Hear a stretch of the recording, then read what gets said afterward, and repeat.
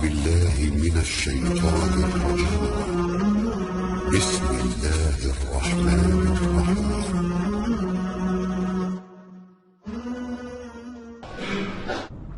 Bismillahirrahmanirrahim. Assalamualaikum warahmatullahi wabarakatuh. Alhamdulillah wassalatu wassalamu ala Rasulillah wa ala alihi wa sahbihi wa man tabi'ahu wa mawalah. Bapak-bapak, ibu-ibu, hadirin hadirat, alim ulama, cerdik pandai, tokoh masyarakat, yang besar tak dihimbau gelar, yang kecil tak disebut nama. Insyaallah kita semua hamba-hamba dimuliakan Allah Subhanahu wa taala. Amin ya rabbal alamin.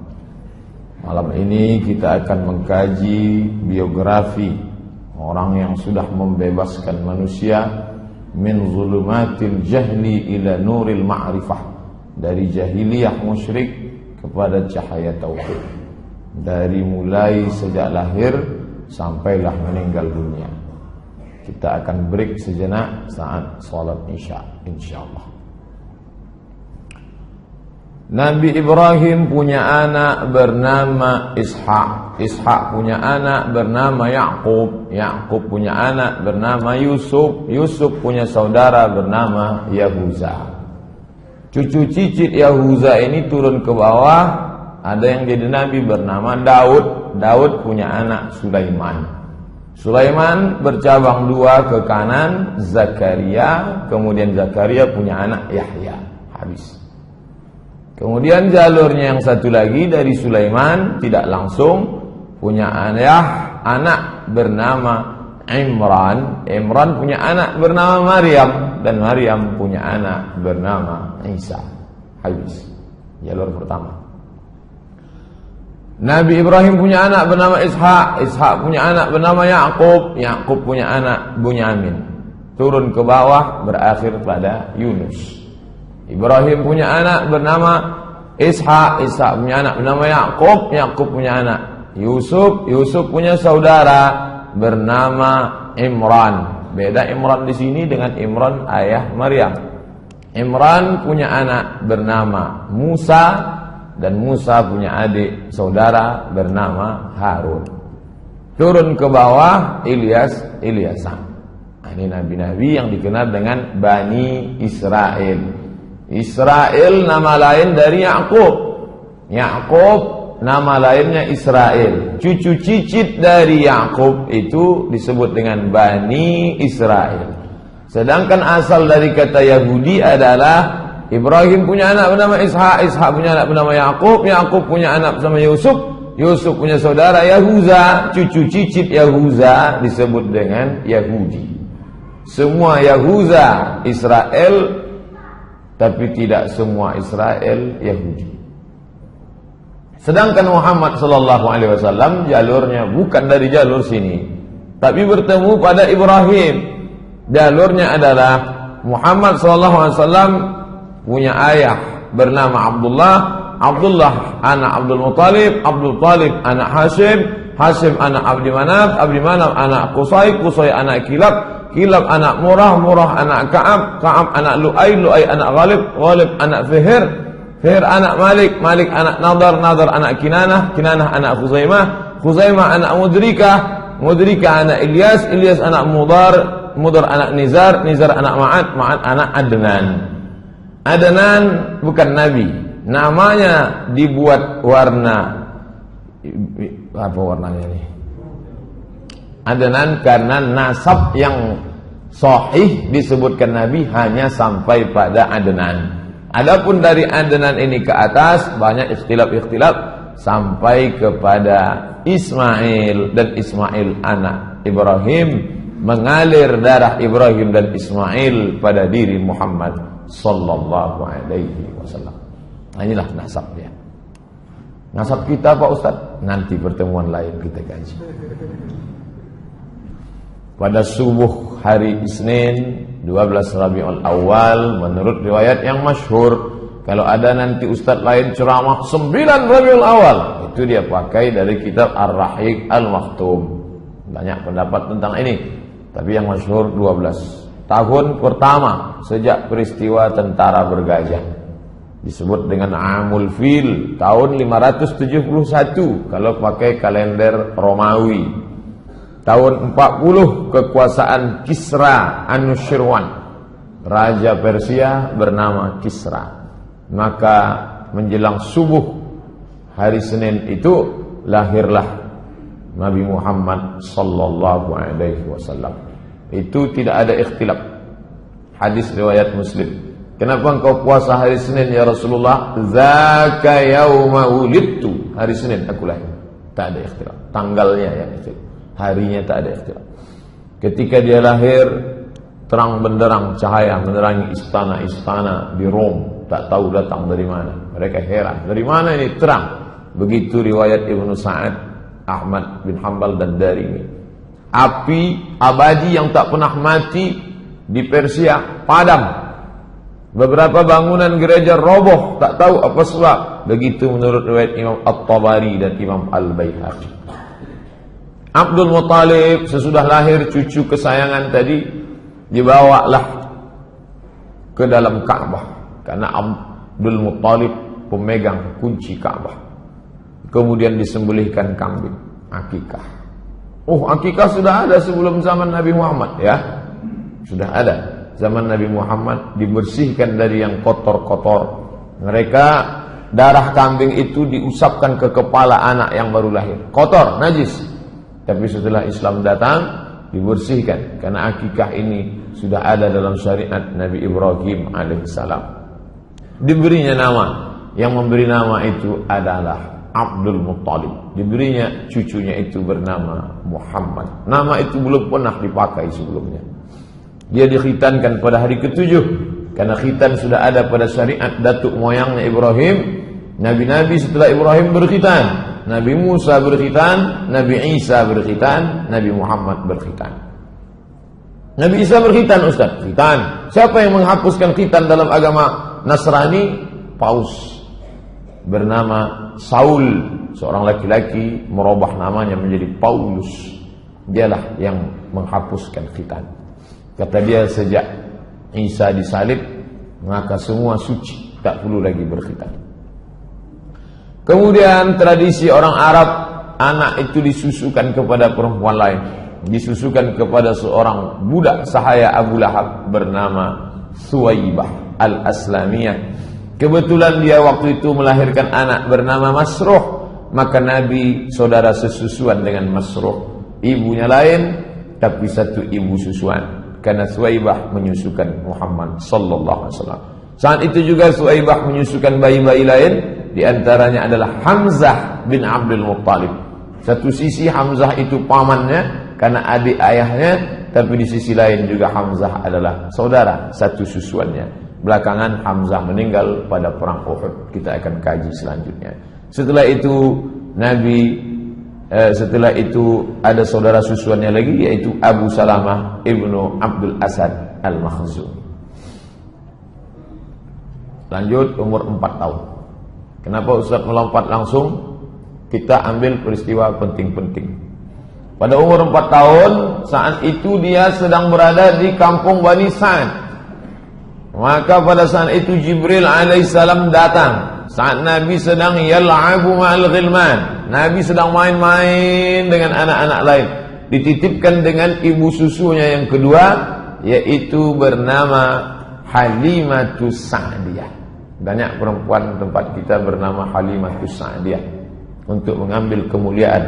Ibu susu yang pertama Suwaibah, yang kedua Halimatus Sa'diyah.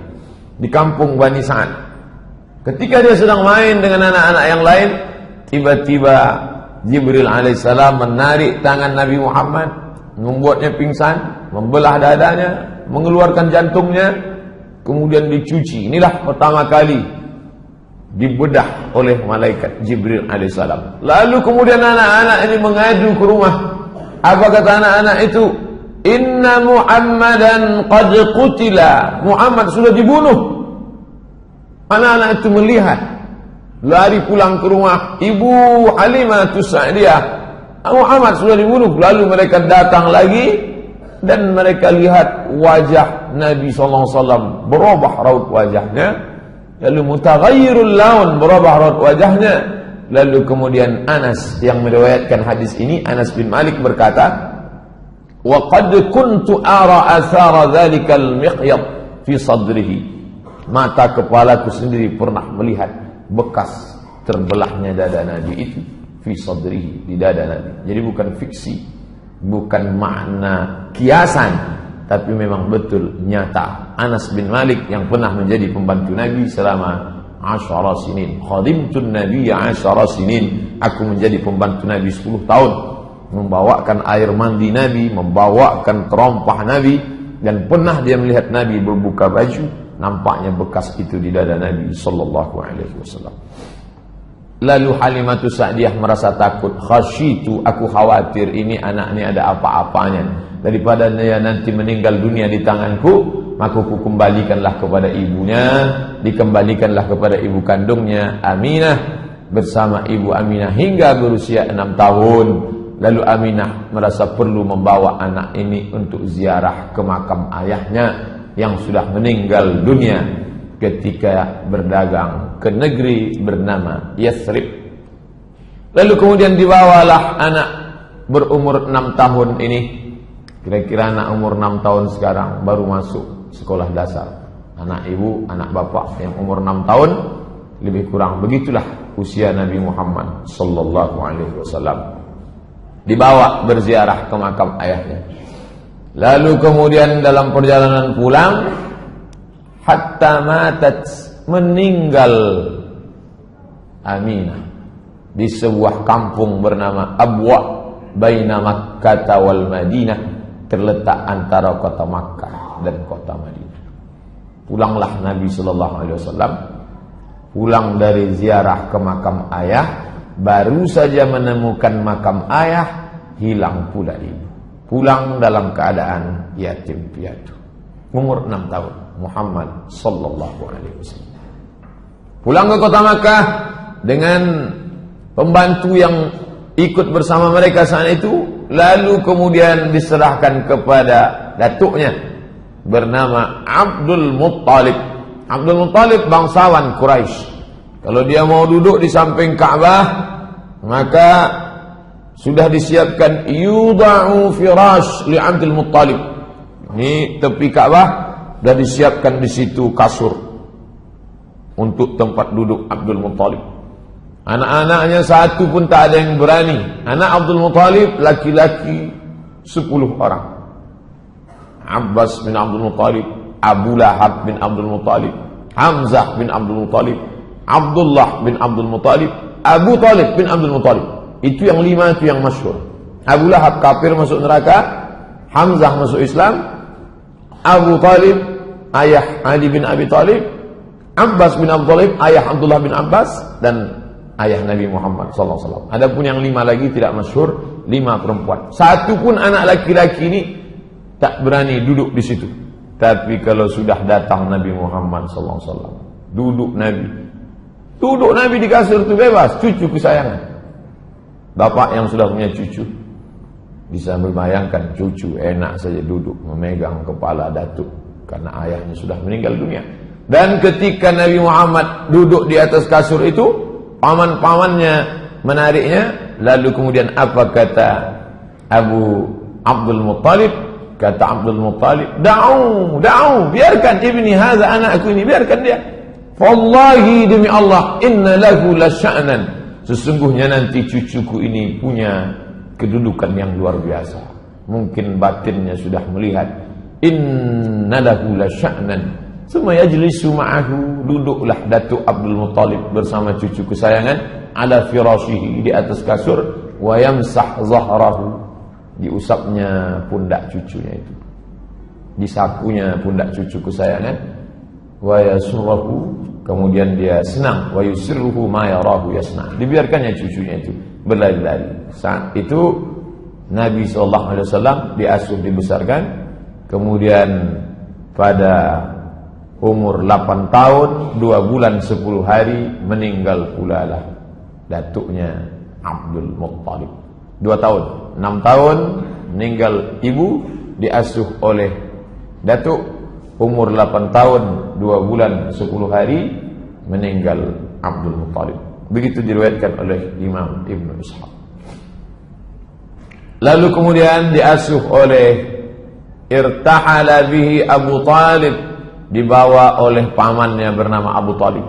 Ketika itu umurnya 12 tahun. Meninggal Abdul Muthalib, maka berpindah ke asuhan paman bernama Abu Talib. Abu Talib pedagang. Li'ilafi Quraisy, perjalanan orang Quraisy. Ilafihim rihlatas syita'i was-sayf. Musim dingin syita, mereka pergi ke Yaman. Musim panas, mereka pergi ke negeri Syam. Dalam perjalanan itu sampai mereka ke sebuah negeri bernama Busra. Kemudian mereka berhenti untuk bernaung. Keluarlah pendeta dari gereja itu bernama Bahira. Apa kata Bahira? Hadza sayyidul alamin. Ini anak ini sayyidul alamin, pemimpin semesta alam. Lalu kemudian heranlah Abu Talib, kenapa pendeta ini tiba-tiba keluar? Zaman itu pendeta tak ada keluar. Pendeta hanya di dalam gereja saja. Lalu kemudian dia tanya, kenapa kamu mengatakan begitu? Ma ilmuka bidzalik? Dari mana kamu tahu itu? Apa kata Bahira? Innakum hina asyraftum minal aqabah. Ketika kamu tadi berada di atas bukit mau turun ke bawah, aku melihat lam yabqa hajarun wala syajarun illa kharra sajida. Semua pokok kayu dan batu-batu bersimpuh sujud. Wala yasjudani illa linabiyyin. Itu pokok kayu dan batu tidak sujud kecuali hanya kepada Nabi. Wa inni a'rifuhu bi khatimin nubuwah. Aku mengetahui itu dari khatim, stempel kenabian. Lalu kemudian wa inna najiduhu fi kutubina. Kami sudah melihat tanda-tanda itu di dalam kitab suci kami. Pendeta Bahira memuliakan, disambutnya bidhiyafah sebagai tamu. Lalu kemudian sa'ala Abu Talibin ayyaruddahu. Hai Abu Talib, antarkanlah anak ini pulang ke Makkah. Jangan kau bawa dia ke negeri Syam. Heran Abu Talib, kenapa saya bawa? Dia bantu-bantu saya dagang. Ini keponakan saya. Kalau saya bawa ke negeri Syam, kenapa? Karena di negeri Syam itu khaufan alaihi minar Rum wal Yahud. Karena di sana ada orang Romawi Yahudi yang memang sudah menunggu-nunggu Nabi terakhir. Kalau mereka lihat ternyata bukan dari keturunan Yahudi, mereka akan membunuhnya. Maka Bahira mengatakan, bawalah dia pulang. Saat itu umur Nabi 12 tahun. Masuk umur 20. Pada ketika dia berumur 20, maka pada saat itu terjadi perang besar di sebuah pasar bernama Uqas, pasar Uqas. Perang antara Kinanah dan Quraisy. Suku besar, darah biru Quraisy berperang dengan Kinanah di pasar Uqas. Penyebabnya, salah seorang suku Kinanah membunuh 3 orang suku Qais. Maka disebut perang Al-Fijar karena mereka melanggar larangan perang di bulan haram. Nabi SAW ikut perang itu, menyiapkan anak panah untuk paman-pamannya. Anak panah yang panjang, di pangkalnya diberi bulu ayam, ujungnya diberi timah besi, seperti kita kemarin Sabtu Senin. Nabi SAW menyiapkan itu. Inilah perang pertama yang diikuti Nabi SAW dengan pamannya. Pekerjaan Nabi sehari-hari, Nabi mengembalakan kambing Bani Sa'ad. Bani Sa'ad suku yang besar, kambing mereka banyak, dan Nabi SAW mengembalakan kambing-kambing itu. Dan kemudian setelah itu Nabi berdagang bernama Sa'ib bin Abi Sa'ib Al-Makhzumi. Nabi tidak punya barang dagangan. Barang dagangan milik orang pemodal, orang kaya, dibawakan dagang ke Yaman, pergi ke negeri Syam. Negeri Syam itu sekarang sudah menjadi 4 negara: Suriah, Lebanon, Palestina, Yordania. Lalu kemudian pada musim dingin mereka turun ke bawah, pergi ke Yaman. Jadi kalau dihitung sekarang, dagang Nabi itu Yaman, Saudi Arabia, Yordania, Suriah, Lebanon, Palestina, 6 negara, ekspor impor. Jadi jangan bayangkan Nabi jualan antar kelurahan. Nabi itu luar biasa bersama As-Sa'ib bin Abi Sa'ib Al-Makhzumi. Umur 25 tahun. Di antara pemilik barang yang dibawakan Nabi barang-barangnya adalah seorang perempuan bernama Khadijah binti Khuwailid. Imra'atun, seorang perempuan tajiratun, kaya, zata syarafin, mulia, wa malin, banyak harta. Banyak yang sudah meminang dia, tapi dia tak ada terima. Lalu kemudian setiap kali barang ini dibawa laku keras. Maka dia heran, dia cari informasi, siapa yang membawa barang yang laku ini? Ternyata yang membawa itu ada seorang anak muda berusia 25 tahun bernama Muhammad sallallahu alaihi wasallam. Lalu kemudian Nabi sallallahu alaihi wasallam itu digambarkan sebagai anak muda yang menarik, mulia, cerdas, rasional, jujur, amanah. Jadi kalau ada anak muda sekarang begini sifatnya, inilah umat Muhammad SAW. Jadi kalau dia lesu, bawaannya mau mati aja, mandi malas, bangun jam 9 pagi, itu bukan umat Muhammad SAW. Banyak sudah anak-anak muda penguasa mau meminang Khadijah, tapi tidak terima. Memang dia sudah tua, tapi karena orang kaya, duitnya banyak, nampak muda. Macam sekarang lah, banyak nampak muda. Itulah. Lalu kemudian Khadijah menyampaikan pesannya kepada perempuan bernama Nafisah binti Munabbih. Nafisah, tolong kau sampaikan ke Muhammad, kalau dia mau, aku mau menikah dengan dia. Ini dalil perempuan kalau nampak laki-laki itu soleh, jangan sia-siakan. Karena orang baik tak datang 2 kali. Nampak laki itu baik, bilanglah aku mau, tapi jangan lewat SMS. Lewat SMS nanti tunjukkannya ke orang lain, tengok.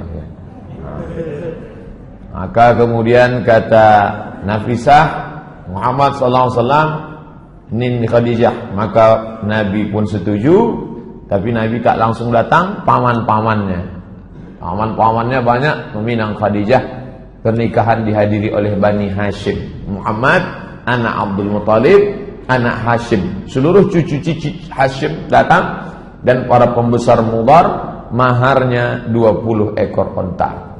1 ekor onta paling murah 30 juta, kali 20 sama dengan 600 juta.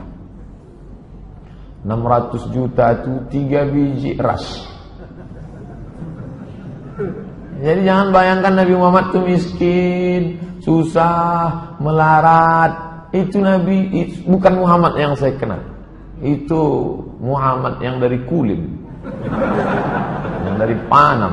Muhammad sallallahu alaihi wasallam, ngalam ini kita lihat bagaimana dia menikah. 20 bakarah, 20 ekor. Nabi Muhammad sallallahu alaihi wasallam monogami, 1 istri bersama Khadijah. Anak-anaknya yang pertama Al-Qasim, maka dia dipanggil ya Abul Qasim, Abu Qasim, Bapak Qasim, Muhammad. Yang kedua Zainab, Ruqayyah, Ummu Kulthum, Fatimah yang menikah dengan Sayyidina Ali. Setelah Fatimah lahir lagi anak laki-laki namanya Abdullah. Itu yang dipanggil dengan Thayyib dan Tahir. Semua meninggal ketika Nabi masih hidup kecuali Fatimah. 6 bulan sesudah Nabi meninggal, barulah meninggal Fatimah. Umur tubuh 35 tahun. 10 tahun sesudah itu terjadi renovasi Ka'bah. Jadi renovasi Ka'bah, orang Arab ini hobi berkelahi. Berkelahilah mereka tentang siapa yang paling layak meletakkan Hajar Aswad. Konflik 4 hari dalam masalah meletakkan Hajar Aswad. Abu Umayyah Ibn al-Mughirah Al-Makhzumi punya ide. Bagaimana idenya? Siapa yang pertama kali masuk masjid, maka dialah yang meletakkan Hajar Aswad. Kita tunggu. Jangan kelahi, calling down, tenang dulu. Besok pagi kita tengok siapa yang pertama kali masuk, dia. Besok pagi ketika kepala suku sudah mengintai, yang datang pertama kali adalah Muhammad sallallahu alaihi wasallam. Tapi Nabi bijaksana luar biasa. Ketika mereka memanggil dia, umur 35 tahun, lebih tua lagi saya. Ustaz berapa? Lebih lah 35. Ketika Nabi SAW masuk, dipanggil mereka, Muhammad sini, kami sudah sepakat, siapa yang pertama kali masuk, kaulah meletakkan Hajar Aswad. Nabi bijaksana. Dimintanya kain panjang, diletakkan Hajar Aswad di tengah, diminta nih kepala-kepala suku, pegang ujung, pegang. Artinya dia melibatkan orang banyak, sehingga kepala-kepala suku itu tidak merasa diremehkan. Kalau kita lah yang mengalami ini mungkin, Ustaz Somad, Ustaz yang masang, aku yang masang ya. Pinggir. Tapi Nabi dari muda memang sudah bijaksana. Merangkul bukan memukul, mengajak bukan mengejek. Ayo, datuk-datuk, nenek mama, sadonyo sama kita, ayo kita pasang. Kalian pegang ujung kain, biar aku pegang. Hilanglah perkelahian. Nabi SAW.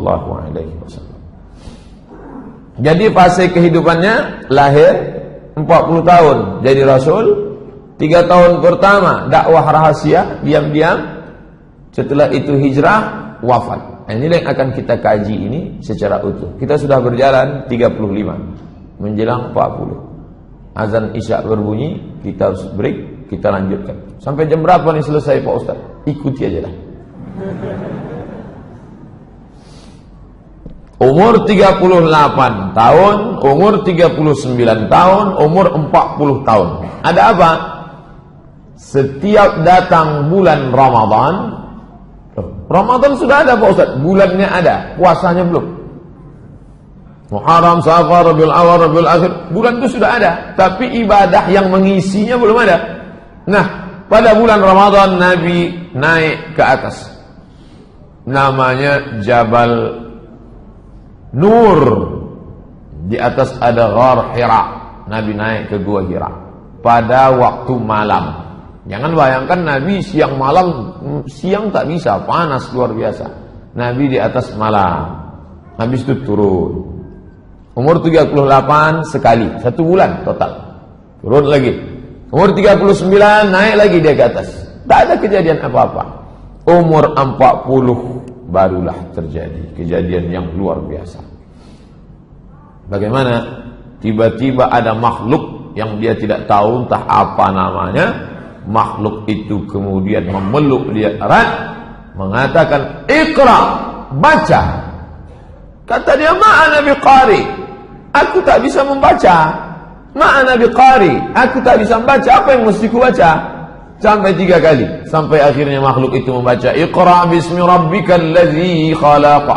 Khalaqal insana min 'alaqin. Iqra wa rabbukal akramul ladzi 'allama bil qalam. 'Allamal insana ma lam ya'lam." Turun Nabi dalam keadaan menggigil ketakutan, lalu kemudian zammiluni, selimuti aku. Lalu kemudian Khadijah menyelimuti dia. Dia cerita tentang ini, Khadijah menenangkan dia. Itu bukan apa-apa, tidak mungkin, karena engkau orangnya baik, menyambung silaturahim. Tapi aku akan bertanya kepada saudaraku Waraqah bin Naufal. Waraqah bin Naufal berdialog panjang. Dalam dialog itu kata Waraqah bin Naufal, menurut kitab yang aku baca, Waraqah bin Naufal membaca kitab Taurat, kitab Injil. Menurut kitab yang ku baca, maka yang datang kepada Muhammad itu adalah namus, malaikat yang pernah datang kepada Musa, yang pernah datang kepada Isa. Sebelum itu dia pernah datang kepada Ibrahim. Dan demi Allah, nanti suamimu itu akan terusir dari kota ini. Seandainya nanti aku hidup, aku orang pertama yang akan menolong dia. Kata Waraqah bin Naufal. Tenang batin Nabi, tenang fisik Nabi. Yang menenangkan itu adalah Khadijah. Nabi berumur 40 tahun. Umur 41, umur 42, umur 43. Disitulah dakwah sirri, sembunyi, diam-diam. Perempuan pertama kali yang masuk Islam Khadijah binti Khuwailid. Jadi kalau ada orang bertanya mana lebih mulia, laki-laki apa perempuan? Cukuplah perempuan mendapatkan keutamaan. Karena perempuan pertama kali yang beriman kepada Muhammad sallallahu alaihi wasallam. Budak hamba sahaya yang pertama kali beriman Zaid bin Harithah. Budak, sampai-sampai mereka menyebutnya Zaid bin Muhammad, Zaid bin Muhammad. Turun ayat, "Ma kana Muhammadun aba ahadin min rijalikum." Muhammad bukan ayah kamu, walakin Rasulullah, dia Rasul utusan Allah, anak angkat Nabi. Anak laki-laki yang pertama beriman Ali bin Abi Thalib. Jarak umur Nabi dengan Ali 30 tahun. Jadi kalau waktu itu Nabi umurnya 40, maka umur Ali bin Abi Thalib 30 tahun. Pria dewasa yang pertama kali masuk Islam Abu Bakar Siddiq. Jarak dia dengan Nabi 2 tahun. Nabi 40, Abu Bakar 38. Bapak yang berumur 38 saat itu menjadi Abu Bakar Siddiq. Yang berumur 10 tahun saat itu menjadi Ali bin Abi Thalib. Berumur 55 tahun Khadijah. Saat itu umur Khadijah 55 tahun. Utsman bin Affan berumur 35 tahun. Zubair ibn Awam, Abdurrahman ibn Auf, Sa'ad bin Abi Waqqas, Talhah bin Ubaidillah. Umar mana? Umar belum, belakangan. 41, 42, 43 dakwah secara rahasia. Person to person, dakwah fardiyah. Tabligh akbar seperti ini tak bisa dilaksanakan. Abu Jahal, Abu Lahab, Abu Talib, Abu Sufyan sudah mengintai, tak bisa. Makanya kalau ada yang tak datang malam ini, dia takut ditangkap oleh Abu Jahal. Kau kenapa tak pernah datang pengajian ke masjid? Aku masih 3 tahun pertama, 41. 42, 43. Kita masih rahasia. Belum bisa kita tabligh akbar. Umur 44 tahun, ini tak ada tawar-menawar, dakwah mesti terang-terangan. Nabi mengundang para pembesar Bani Hashim. Muhammad anak Abdullah, Abdullah anak Abdul Muttalib, Abdul Muttalib anak Hashim, cucu cicit Hashim diundangnya semua, paman-paman dia. Dan anak Abdul Muttalib, semua berjumlah 45 orang. Nabi Muhammad naik ke atas bukit Safa, kumpulkannya semua paman-pamannya, lalu dia tanyakan kepada mereka, seandainya ku katakan di belakang bukit Safa ini, di belakang bukit Safa ada bukit besar Jabal Abi Qubais. Jabal Abi Qubais itu sekarang dipotong, ada istana Raja Fahad di atas. Seandainya ku katakan di belakang bukit besar ini ada pasukan yang akan menyerang kita, apakah kalian percaya? Kami percaya ya Muhammad. Sadaqnaka, kami percaya. Kenapa? Karena dari kecil pun kami sudah memanggil engkau Al-Amin. Tak pernah bohong, tak pernah tipu, tak pernah dusta. Seandainya ku katakan bahwa aku adalah Nabi dan aku sudah menerima wahyu dari Allah, apakah kalian percaya? Disitulah Abu Lahab marah. Tabban laka ya Muhammad. Celakalah kau wahai Muhammad. Tabbat yada abi lahabin wa tabba ma aghna anhu maluhu wa ma kasaba sayasla naran dhata lahab wa imra'atuhu hammalatal hatab fi jidha hablum min masad. Jadi kalau begitu berapa tahun Abu Lahab itu sayang kepada Nabi Muhammad SAW? 44 tahun. 63 tahun, 44 itu sayang, sisanya itu baru benci, peperangan, permusuhan yang luar biasa. Umur 44 sampai umur 53, disitulah rintangan mulai datang. Jamaah haji dihadang, tak boleh mendengarkan dakwah Muhammad. Jamaah haji, haji sudah ada Pak? Udah. Abu Jahal, Abu Lahab itu haji Abu Lahab. Cuman tak ditulis. Seandainya ditulis tabbat yada haji abi lahabin wa tab. Itu haji-haji semua itu. Makanya kalau ada Pak Ustaz berat kami ke masjid ini, tak disokong oleh tokoh masyarakat haji anu haji ini. Haji Abu Jahal itu. Haji Abu Jahal.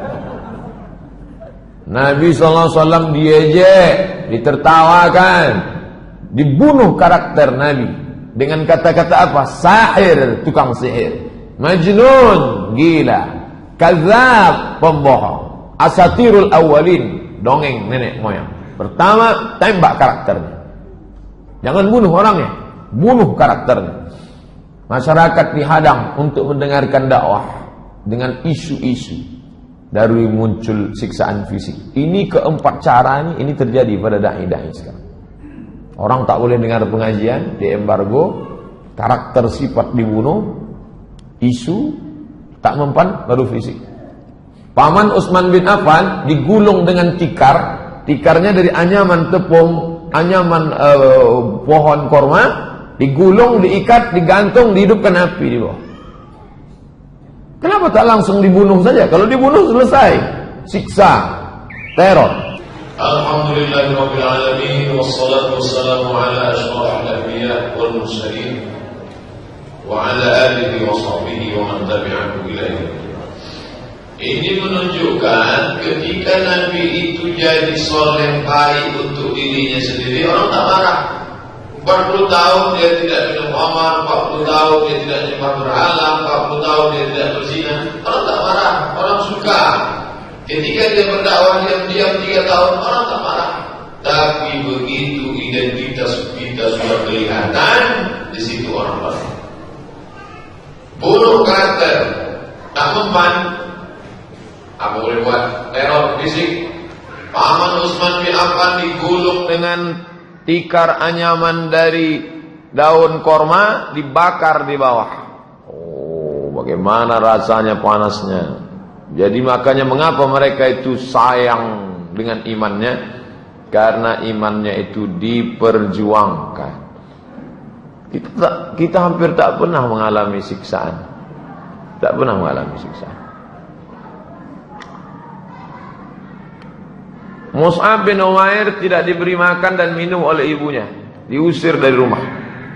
Jadi kalau ada adik-adik ikut pengajian remaja masjid, ibunya marah, kamu jangan ikut ngaji, teroris tuh. Jangan ikut pengajian, ISIS tuh. Nah, itu nasibnya sama dengan Mus'ab bin Umair. Mudah-mudahan maknya dapat hidayah. Kalau tak dapat mati cepat. Suhaib bin Sinan Ar-Rumi disiksa sampai hilang ingatan.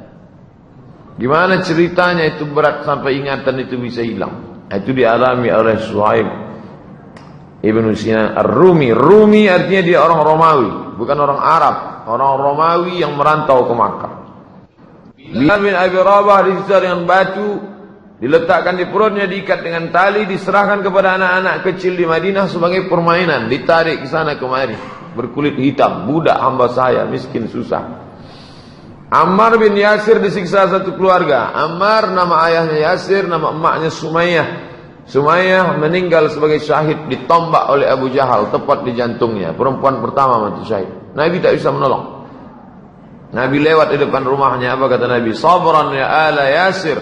Sabarlah wahai keluarga Yasir, inna mau'idakumul jannah. Kalian dijamin masuk surga. Abu Fukaihah dijemur, dipanas terik, diikat dengan rantai besi sampai hilang ingatan. Panas luar biasa. Kita di Arab Saudi tidak boleh kalau tak pakai payung, tidak boleh panas langsung. Ingat manasik haji, karena dehidrasi segala macam. Kok bisa hilang ingatan? Cairan kurang ingat. Khabbab ibn al-Arth disiksa dengan api. Zinnirah disiksa dengan sampai buta, hilang ingatan. Umur 44 sampai umur 55 teror bukan terhadap Nabi lagi. Kalau tadi terhadap Nabi, sekarang siapa yang membela Nabi, habis. Abu Talib yang membela. Abu Talib itu. Jawaban Abu Talib terhadap teror kafir Quraisy. Apa kata Abu Talib? Wallahi la yasilu ilaika bi jam'ihim hatta uwassida fit turafi dafina.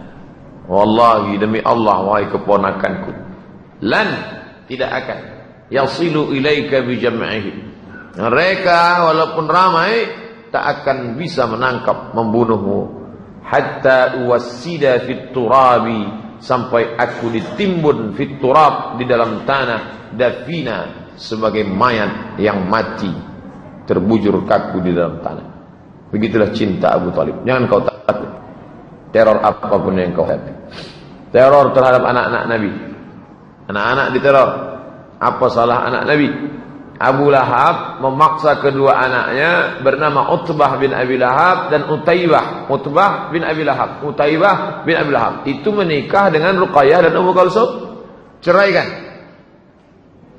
Tentu pukulan luar biasa. Anak menjadi janda. Gara-gara apa? Pukulan emosional.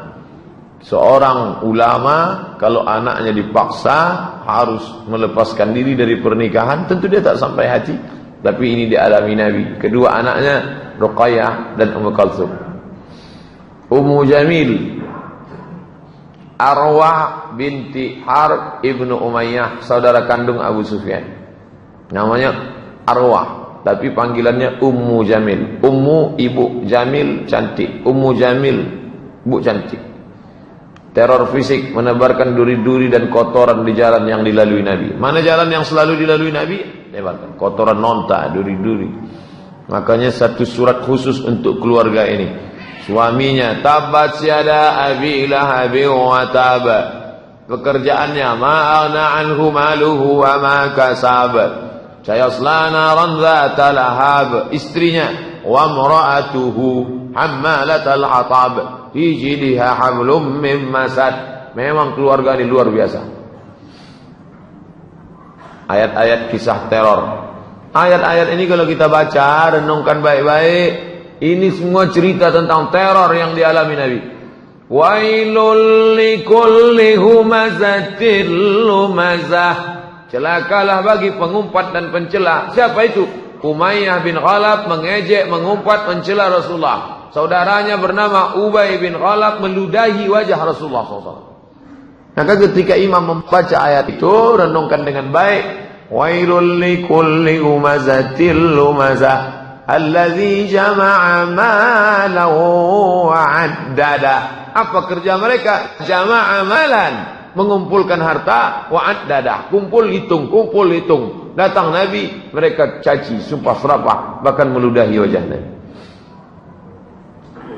ولا تطع كل حلاف مهين هماز مشاء بنميم مناع للخير معتد أثيم عتل بعد ذلك زنيم.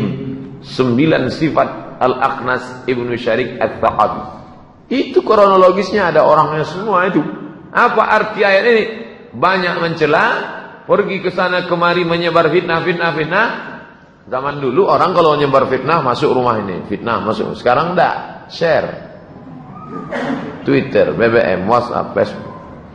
Andai mereka ini dulu hidup zaman sekarang, banyak paketnya ini, 5 giga, 8 giga. Banyak menghalangi orang buat baik. Siapa mau buat baik? Siapa yang masuk Islam? Halangi. Melampau. Tengok sistem kerjanya pas gaya kerja Ahokers. Ini otak-otaknya semua. Ini semua ada. Zaman berganti, musim berubah. Tokoh-tokoh yang membela Islam bunuh karakternya. Apakah ada tokoh itu yang anaknya? Mungkin ada, kita tak mengerti. Mereka tak pernah mengadu. Tokoh-tokoh Islam itu hanya mengadu kepada Allah Subhanahu wa taala. Fala saddaqa wala shalla. Mereka tak mau percaya dan tak mau salat. Siapa itu yang dimaksud? Abu Jahal. Mendengarkan bacaan Quran, tapi tak mau percaya. Kalau ada orang sholat, dihalanginya. Pernah Nabi sholat di samping Ka'bah, diajaknya anak-anak muda, cekik kepala, tungkup pakai kain hitam, diikat, disiramkan kotoran onta. Fala saddaqa wala shalla. Apa strategi yang dilakukan Rasulullah? Pertama, perlu markas Islamic Center, pusat kajian Islam. Di mana? Rumah Al-Arqam bin Abil Arqam sebagai pusat kegiatan. Inilah perlunya sekretariat. Nah, ini dalil bagi adik-adik yang buat remaja masjid. Kami bingung nih Pak, tak ada sekretariat. Nah, ini dalilnya. Sekretariat Irma, FSRMM, sekretariat Fodamara. Nah, dari ini dalilnya. Minta mereka dapat satu, bersedekah rumah Al-Arqam bin Abil Arqam. 2, mencari peluang baru. Amati, mikir, kira-kira kemana kita pindah? Dunia ini tak sempit, luas. Maka muncullah ide sebagian sahabat mengungsi ke Habasyah. Habasyah itu Abyssinia. Di mana itu sekarang? Ethiopia, Afrika. Dari Makkah menyeberang turun ke Yaman, dari Yaman nyeberang Laut Merah, Djibouti, dari Djibouti masuk. Kalau ke atas Mesir, dari Makkah naik ke Yordania, menyeberang Laut Merah ke Mesir. 2 hari 2 malam naik kapal laut. Mereka dulu naik onta, menyeberang laut, naik bahtera. Umur 45 tahun Nabi hijrah ke Habasyah, Ethiopia. Bulan Rajab tahun ke-5 kenabian. 12 orang laki-laki, 4 orang perempuan. Ketuanya Utsman bin Affan dan istrinya bernama Ruqayyah. Istri Nabi, anak Nabi yang dipaksa cerai dari anak Abu Lahab, dinikahi oleh Utsman. Mereka hijrah 12 orang. Tak tahan lagi di Makkah. Luar biasa tekanan. Maka cari tempat baru. Mana? Hijrah. Alam takun ardullahi wasi'atan fatuhajiru fiha. Jadi kalau ada di antara kita yang ke Pekanbaru ini hijrah, jangan berkecil hati. Hijrah mencari nafkah, hijrah mencari hidup. Mereka dulu hijrah melepaskan diri dari tekanan. Hijrah kedua, ini lebih banyak. 83 laki-laki, 19 orang perempuan. Rombongan kedua hijrah ke Habasyah. Celakanya orang kafir Quraisy ini. Di tempat hijrah itu pun mereka datangi juga. Bayangkan itu jauhnya. Dari kota Makkah turun ke Yaman 1 bulan naik onta. Masirata syahrin. Menyeberang Laut Merah, masuk ke Djibouti, masuk ke Afrika. Mereka ikut juga datang. Siapa nama orangnya yang datang? Amr bin As. Loh, Amr bin As itu kan sahabat Nabi Pak Ustaz. Ini masih CD1. Belum masuk Islam dia. Amr bin As nanti belakangan masuk Islam. Amr bin As dengan Abdullah ibn Abi Rabi'ah mengejar, menjumpai raja Ethiopia yang baik bernama Najasyi. Najasyi, ya. Itu rombongan yang datang dari Makkah. Itu jangan kamu terima. Itu jahat itu perampok itu. Najasyi orang bijaksana. Dia mendengarkan ucapan Ja'far bin Abi Thalib, saudara kandung Ali bin Abi Thalib, saudara sepupu Nabi. Lalu dia tanya, Ja'far, ya, bagaimana Muhammad itu? Muhammad orangnya baik, orangnya santun. Pertanyaan Najasyi, apa pendapat Muhammad tentang Yesus? Karena Najasyi agamanya Kristen Ortodok. Ja'far terdiam. Dia hanya membacakan Kaf ha ya ain sad Zikru rahmati rabbika abdahu Zakaria. Jangan bayangkan Ja'far hijrah bawa Quran. Quran belum ada. Quran itu ada di kepalanya. Sekarang kalau ada orang nanya kita, apa pendapatmu tentang Isa? Sebentar dia mencari MP3-nya. Ja'far langsung membacakan itu, meleleh air mata Najasyi. Kenapa? Karena yang dibacanya itu surat Maryam yang bercerita tentang kelahiran Isa alaihissalam. Najasyi Islam. Mana dalil Ustaz Najasyi Islam? Ketika Najasyi meninggal, Nabi salat jenazah, tapi jenazahnya tak ada. Maka salat itu disebut dengan salat ghaib. Keluarga meninggal di Jakarta, Surabaya. Mana jenazahnya? Tak ada. Salat ghaib. Apa dalil salat ghaib? Nabi salat ghaib ketika Najasyi meninggal dunia. Salat ghaib hanya ditujukan orang Muslim. Najasyi masuk Islam. Umur 46, 6 tahun perjalanan dakwah, 3 tahun diam-diam, 3 tahun tertekan sampai pindah. Ada cahaya kecil, ibarat dalam gelap nampak ada secercah cahaya. Apa itu? Hamzah masuk Islam. Hamzah yang bergelar setelah masuk Islam Asadullah. Asad, singa. Asadullah, singa Allah. Apa sebab dia masuk Islam? Abu Jahal memukul Nabi di atas Bukit Safa hingga berdarah kepala Nabi. Bukit Safa, melihat keponakannya dipukul, ayah Nabi, abang dia, abang kandungnya, ini keponakan, berani dia mukul. Hamzah merasa terhina. Jadi saat itu motivasinya bukan iman, tapi kesukuan. Keponakan saya dia pukul, berani dia. maka dia datang menemui Abu Jahal dan memukul balas dengan busur panah. Gimana rasanya di busur panah itu? Pergi ke Al-Falah cari busur panah yang kemana, pukul yang kemana. Pukulnya kepala Abu Jahal. Tahu rasa itu. Masuk Islam ya. Makin terang lagi cahaya. Tahun umur Nabi 46, secercah cahaya datang, ditambah lagi cahaya yang terang benderang. Bulan Zulhijjah, tahun ke-6, Umar bin Khattab masuk Islam. Jadi Umar agak terlambat sedikit dari Utsman, Ali dan Abu Bakar. Umar bin Khattab masuk Islam, gembira semua. Nabi berdoa, Allahumma a'izzal Islam bi Umarain. Ya Allah, tolong Islam ini supaya masuk Islam 2 Umar. Umar yang mana? Umar bin Khattab dengan Umar bin Hisham. Umar bin Khattab, ya Allah, tolonglah masuk Islam 2 Umar ini. 2 Umar inilah ya Allah masuk Islam. Umar bin Khattab dengan Umar bin Hisham. Umar bin Hisham Abu Jahal. Umar bin Khattab inilah dia masuk Islam, Umar bin Khattab. Wa kana Ibnu Mas'ud radhiyallahu an, Abdullah bin Mas'ud, kami tidak mampu sholat di samping Ka'bah hingga Umar masuk Islam. Selama 6 tahun kami tak sanggup sholat di samping Ka'bah. Sholat sunyi rumah. Nah, jadi kalau ada jamaah sini tak pernah ke masjid, itu sebelum Umar bin Khattab masuk Islam. Kenapa kau tak ke masjid? Umar bin Khattab belum masuk Islam. Setelah Umar bin Khattab masuk Islam, barulah mereka berani sholat ke masjid. Kenapa? Karena kepala preman sudah masuk Islam. Umar bin Khattab kekar pemenang juara gulat setiap tahun di pasar Ukas, juara bertahan. Baca Quran, tak ada orang berani baca Quran dengan suara keras sebelum Umar bin Khattab masuk Islam. Setelah Umar bin Khattab masuk Islam, berani mereka. 2 sekali dalam tahun itu, Hamzah dengan Umar ibn Khattab. Akhirnya pertolongan itu datang. Mulailah, kalau tidak bisa dengan cara keras, kalau cara keras, ini singa Allah sudah siap, Umar sudah siap, Hamzah sudah siap, maka dengan cara lunak, tawaran damai. Cerita berganti, musim berubah. Dari dulu sampai sekarang cara itu begitu saja. Isu, teror, kalau tak mempan, tawaran.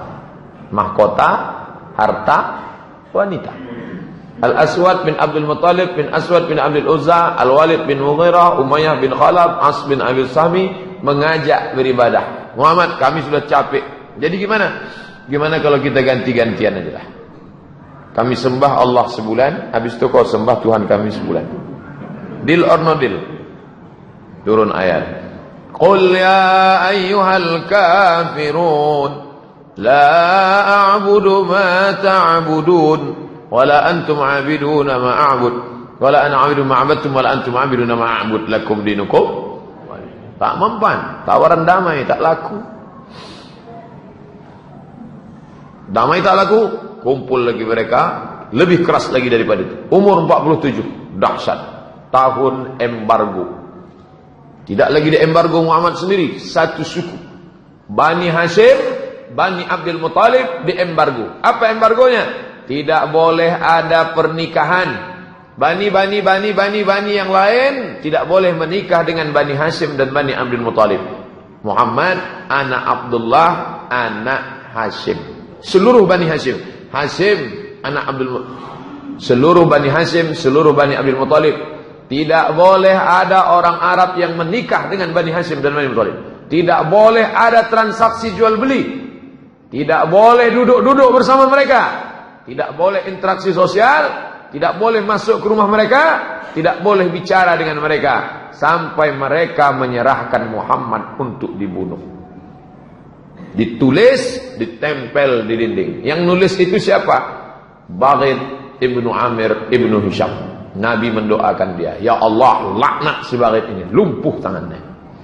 Itu dalil boleh melaknat orang. Jadi kalau ada yang suka menulis-nulis gini, share-share, doakan, lumpuhkan jempolnya ya Allah.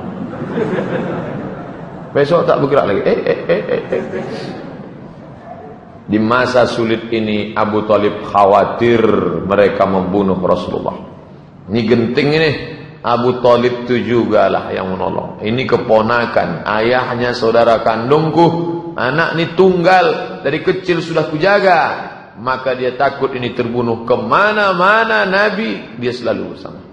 Sampai tempat tidur Nabi pun dijaga. Begitu cinta Abu Thalib.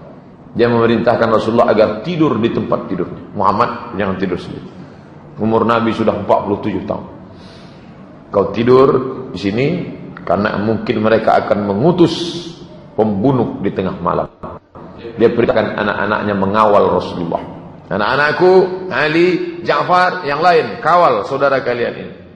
Karena Nabi SAW tak punya saudara kandung laki-laki. Ali bin Abi Thalib itulah saudara dia. Ja'far bin Abi Thalib itulah dia. Anak-anak inilah dia.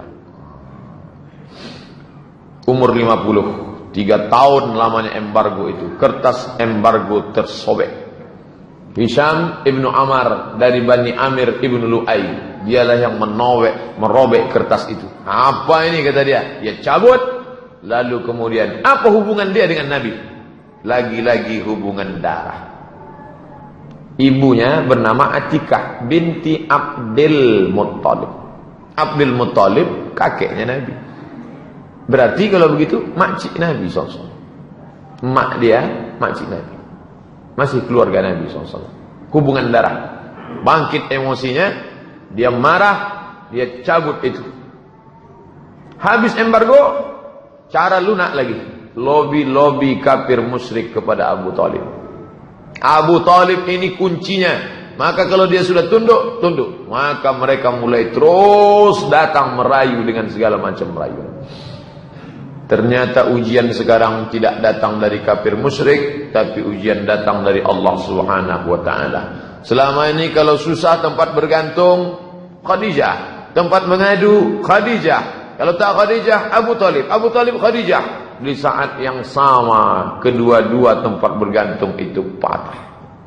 Putus. Tak ada lagi tempat mengadu. Kedua tempat berpegang itu patah. Abu Thalib dan Khadijah wafat. Maka tahun itu disebut dengan Amul Huzn, tahun duka cita. Apa hikmah di balik ini? Jangan bergantung kepada manusia. Allah ingin supaya kita hidup ini hanya bergantung kepada Dia. La haula. Bergantung kepada paman, paman mati. Bergantung kepada istri, istri meninggal. Bergantung kepada harta, harta binasa. Bergantunglah kepada Dia. Idza dhaqat 'alaika dunya, kalau sempit dunia maka katakan ya Allah. Apa sulitnya Allah menolong Nabi Muhammad? Mudah. Innama amruhu idza arada syai'an ayaqula lahu kun fayakun. Kenapa dia buat kehidupan Nabi ada naik, ada turun? Supaya kita hidup ini manusiawi, bukan hidup malaikat. Hidup kita ini hidup manusia, bukan hidup malaikat di surga. Nabi menikah dengan Saudah binti Zam'ah. Selama dengan Khadijah 50 tahun umurnya, 25 tahun lajang, 25 tahun menikah, monogami, istrinya tunggal. Tak pernah menikah dengan perempuan lain. Setelah meninggal Khadijah, menikah dia dengan Saudah binti Zam'ah. Itu pun janda karena suaminya bernama Sakran ibnu Imran, wafat di Habasyah. Ini perempuan dia nikahi, Rasul menikahinya. Sedih di atas sedih. Pergi Taif. Di Taif ada suku Saqif. Dengan harapan orang Saqif mau menerima dakwah. Datang ke sana, ayolah kalian masuk Islam, aku Muhammad SAW. Jadi tidak tablik akbar, tapi ini tablik akbar ini datang belakangan. Dakwah person to person, ngobrol, cerita, menawarkan Islam. Tapi apa yang terjadi? Mereka melempar Nabi SAW, mengusir, melempar, dilempar mereka dengan batu, dengan tolang onta, dengan kotoran, dengan duri. Akhirnya meleleh darah dari pelipis Nabi, bersembunyi Nabi di balik bukit. Inilah doa yang dia baca. Allahumma ya Allah, ilaika asku dha'fa quwwati, kepada Engkau saja aku mengadukan kelemahanku, wa qillata hilati, ketidakberdayaanku, wa hawani 'alan nas, sekarang ini aku betul-betul hina di hadapan manusia.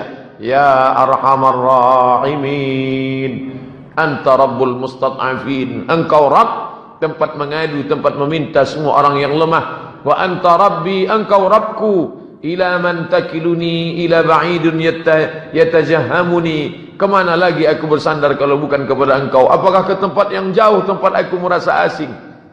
Am ila aduwin malaktahu amri. Apakah kepada musuh? Tak mungkin ya Allah. Illam yakun bika alayya radhun fala ubali. Andai engkau tidak murka kepadaku, asalkan jangan engkau saja yang marah, seisi dunia yang marah, fala ubali, aku tak peduli ya Allah. Walakin afiyatuka ya awsa'li. Yang paling penting adalah rahmat dan ampunanmu ya Allah. A'udzu bi nuri wajhika alladhi asyraqat lahu zulman. Aku berlindung kepada engkau dengan cahaya kemuliaanmu yang dapat menerangi segala yang gelap. Wasalaha alaihi amrud dunya, wasalaha alaihi amrud dunya wal akhirah. Min an tunzala bi ghadabuk aw yahillu alayya sakhatuk. Lakal utba hatta tarda wala haula wala quwata illa bik. Selesai doa itu dia ucapkan, datanglah malaikat penjaga segala bukit, malakul jibal. Apa kata malaikat? Ya Muhammad, tunjukkan mana bukit yang paling besar, biar kutimpakan ke suku Saqif. Darah masih menetes, doa baru selesai, datang malaikat. Mana yang paling besar ya Muhammad, biar kutimpakan kepada mereka. Apa kata Nabi?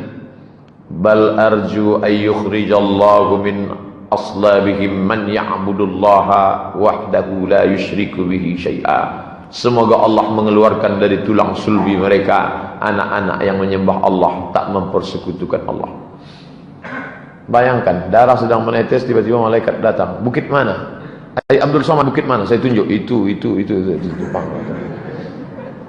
Nabi malah mendoakan, keluarkan dari tulang sulbi mereka. Ayahnya jahat, datuknya jahat, tapi cucunya kan tidak. Keluarkan. Doa Nabi dikabulkan Allah. Taif itu sekarang 100% muslim. Nama-nama suku yang menolak. Ini daftar yang menolak. Menolak semua ini. Nabi datang ke sini tolak, datang sini tolak, datang sini tolak. Semua ini didatangi Nabi satu-satu. Karena mereka ini masyarakatnya kesukuan.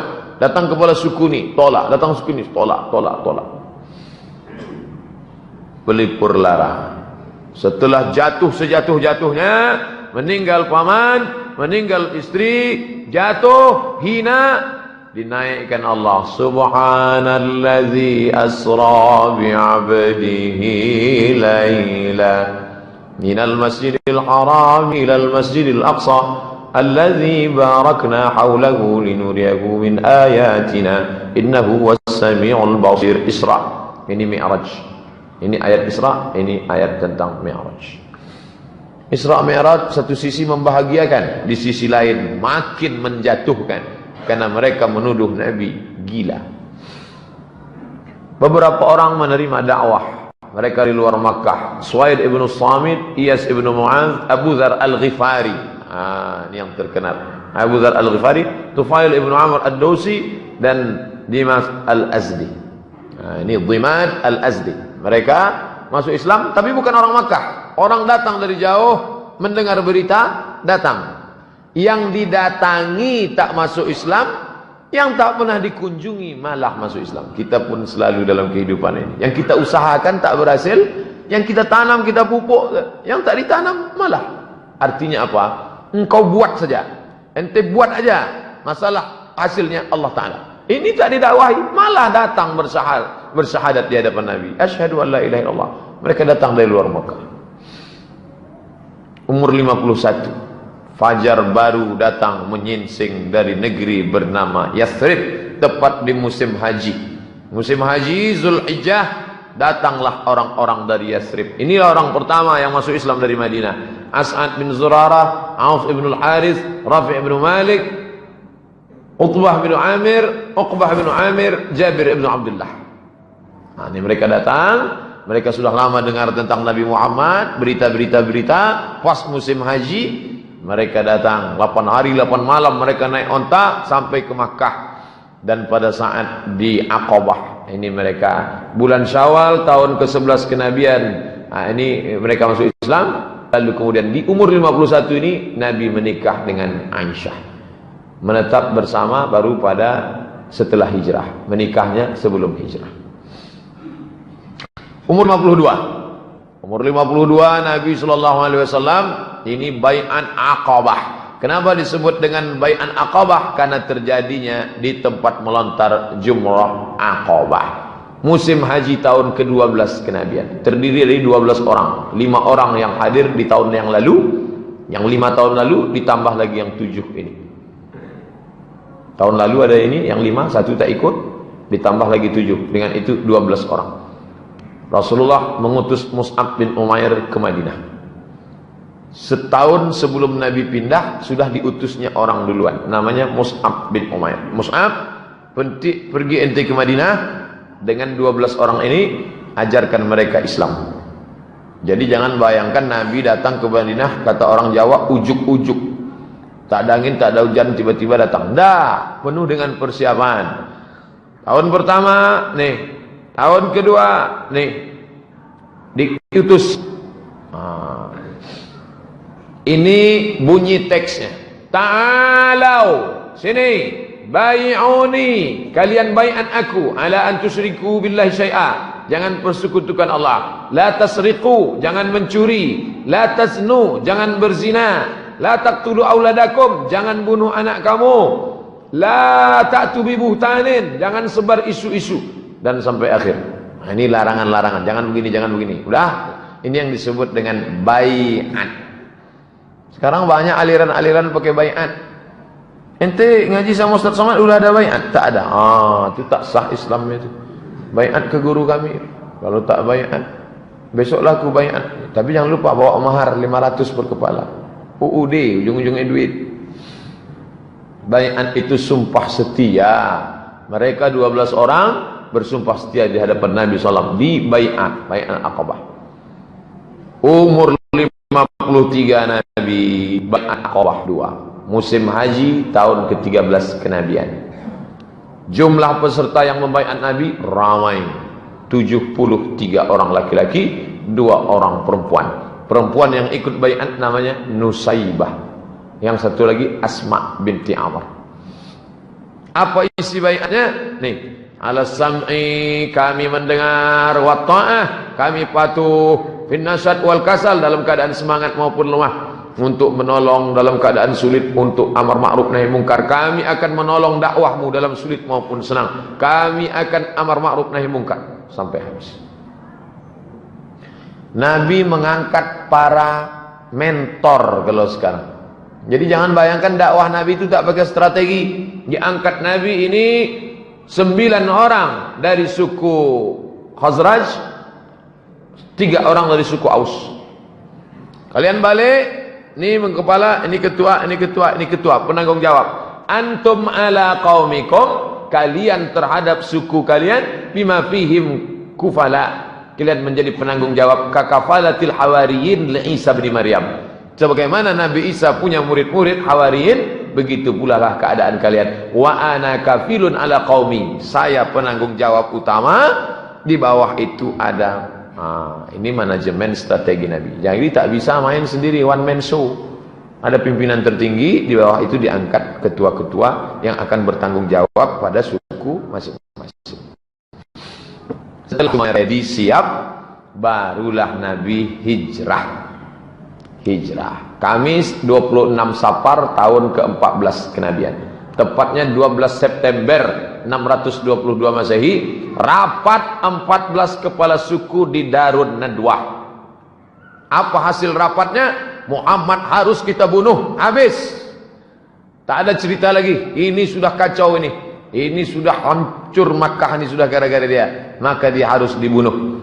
Maka Kamis malam Jumat Rasul pergi bersama Abu Bakar menginap di Jabal Thawr 3 malam. Ahad malam Senin bertolak menuju Yasrib. 3 malam transit, langsung berangkat. Strategi lagi. Ali bin Abi Thalib menggantikan Nabi, tidur di tempat tidur. Abu Bakar Siddiq menemani di Jabal Thawr. Asma binti Abi Bakar ngantar makanan. Abdullah bin Abi Bakar bawa berita, update, berita harus diupdate, jangan sampai ketinggalan berita. Amir bin Buhairah gembala kambing, pura-pura gembala kambing di bawah. Kalau ada macam-macam kasih kode Abu Bakar. Abdullah bin Uraikid guide, penunjuk jalan, job description. Jangan bayangkan hijrah itu langkah kaki kanan, bismillah tawakkaltu 'ala Allah, la haula wala quwata illa billah, kun fayakun, terjadi terjadilah. Bukan begitu. Ini perlu kita belajar tentang ini. Walaupun agak rusak konsentrasi kita sedikit mencium bau gulai kambing ini. Saya tak dikasih tahu kalau malamnya ada ini. Kalau tahu gini tak saya buat slide-slide ceramah. Bagus ceramahnya tentang akikah aja. Itulah akan datang kalau ngundang saya kasih tahu acaranya apa.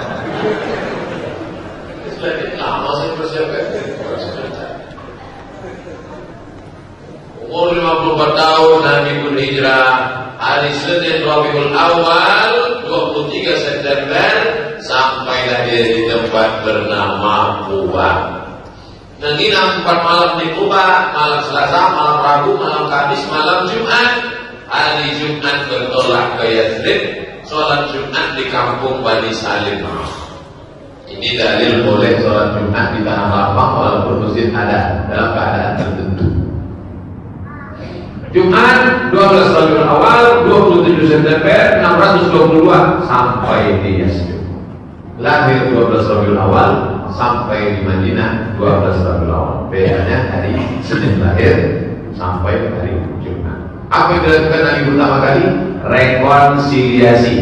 Bangun Masjid Nabawi, mempersaudarakan Aus dan Khazraj, mempersaudarakan Muhajirin dan Ansar, mempersaudarakan penduduk Madinah.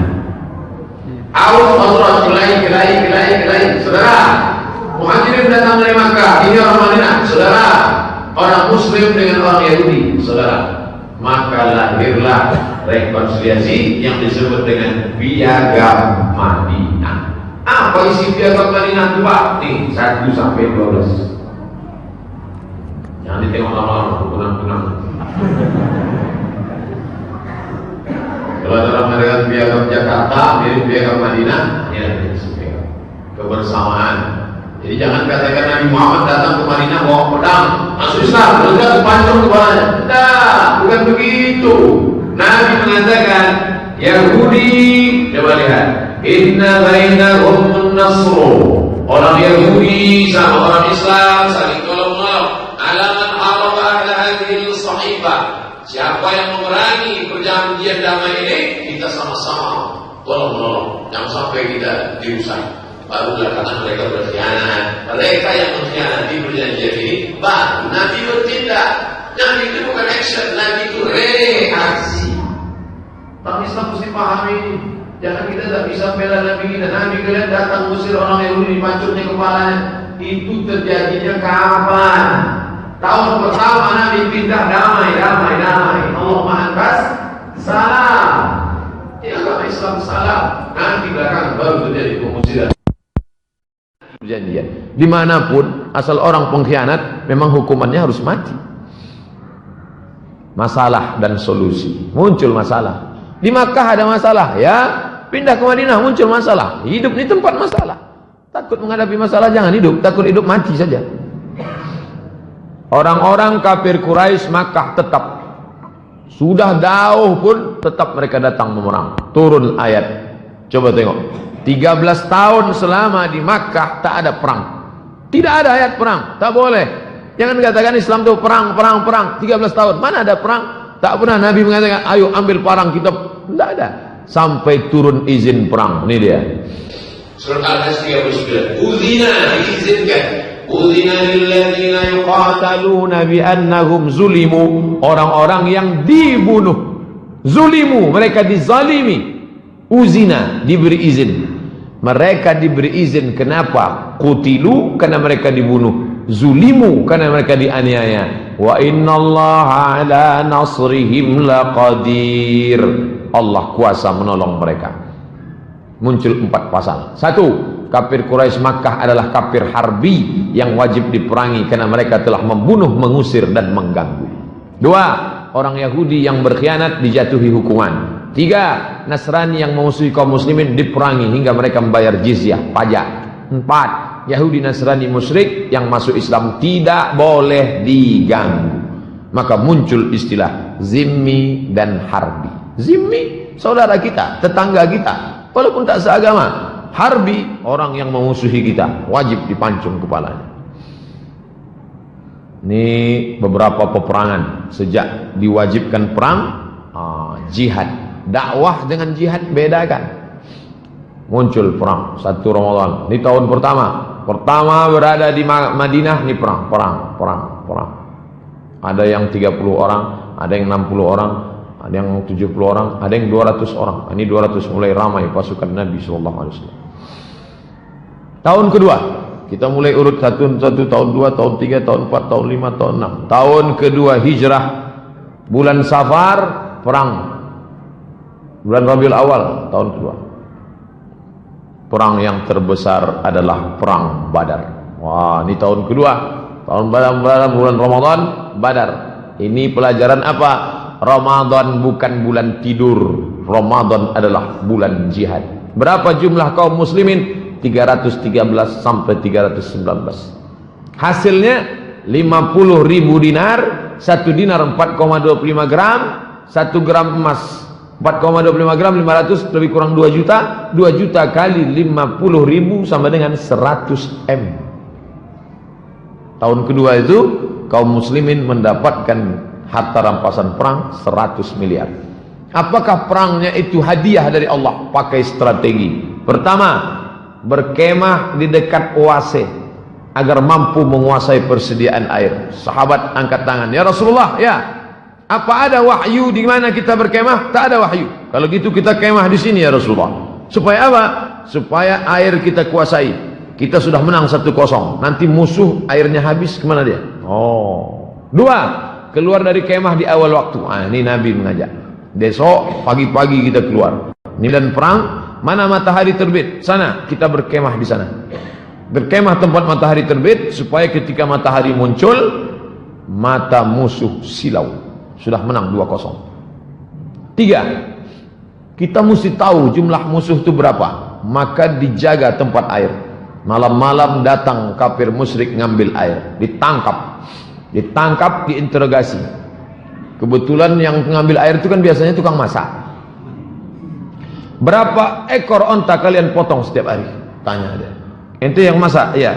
Berapa yang kalian potong onta? Kata dia antara 9 sampai 10 ekor. Langsung Nabi ngambil kesimpulan. Berarti jumlah mereka 900 sampai 1000 orang. 300 melawan 1000 orang. Nabi berdoa dari Isya sampai subuh. Salat Isya malam itu, malam Jumat tanggal 17 Ramadan, Nabi berdoa dari Isya sampai subuh. Jatuh sorban burdahnya, datang Abu Bakar menaikkan ke pundaknya. Berhentilah ya Rasulullah, tidurlah, besok kita perang. Kata Nabi, tidak, sampai salat subuh. Itu menunjukkan Nabi fisik luar biasa. Berapa umur Nabi waktu itu? 55 tahun. Hari ini umat Muhammad 55, sedang ke rumah sakit, baru mendapat surat keterangan dokter. Apa pertolongan Allah? Pasukan malaikat turun hujan menguatkan kaki mereka. Abu Jahal mati. Mampus juga Abu Jahal itu akhirnya. Baru puas saya, dari tadi saya menahan. Dah, bulan Syawal tahun kedua, Bani Qainuqa berkhianat. Nih, Yahudi pertama yang pengkhianat, Bani Qainuqa berkhianat. Pengusiran Bani Qainuqa dipimpin Hamzah, singa Allah, Abdul Muttalib. Tahun ketiga, inilah dia peta perang Uhud. Perang Uhud kaum muslimin kalah. Tahun 2 melambung menang. Tahun ketiga jatuh. Hidupnya ada pasang surut. Ini Jabal Rumat namanya. Jabal Rumat artinya pasukan pemanah. Bukit yang besar-besar ini disebut Uhud. Ahad artinya satu. Ahad. Kalau bersatu ini Uhud namanya. Uhud. Jadi kalau kita tegak di Jabal Rumat yang kecil ini, nampak bukit besar, itulah Uhud. Jadi kadang penunjuk ini salah. Bapak Ibu, kita sedang berada di Jabal Uhud. Bukan, itu Jabal Uhud. Jabal Rumat, pasukan pemanah. Ini pasukan kaum muslimin. Ini pasukan musyrik berhadapan-hadapan. Ini air. Wadi, lembah tempat air, banyak air di sana. Kata Nabi, pasukan pemanah kalian di atas ini, 70 pemanah. Kalian memanah dari atas ke bawah. Itu yang kemarin praktik memanah ke bawah. Tidak gua gitu kan. Nanti jatuh kemana? Kepada orang kafir. Jatuh supaya panahnya jatuhnya kemari. Jatuh. apapun yang terjadi, kalian jangan turun. Kalau aku di bawah ini menang, kalian jangan turun. Kalau aku kalah, kalian jangan turun. Apapun yang terjadi, jangan turun. Ketika pasukan Nabi di bawah menang, pasukan pemanah turun berebut harta rampasan perang. Ketika pasukan pemanah turun, pasukan musyrik berputar dari belakang bukit, memerangi pasukan Islam, meninggal. Disitulah meninggalnya Hamzah bin Abdul Muttalib. Jadi kalau orang pergi umrah paham kisah ini, menangis dia di atas bukit ini. Yang sekarang tak akan nangis.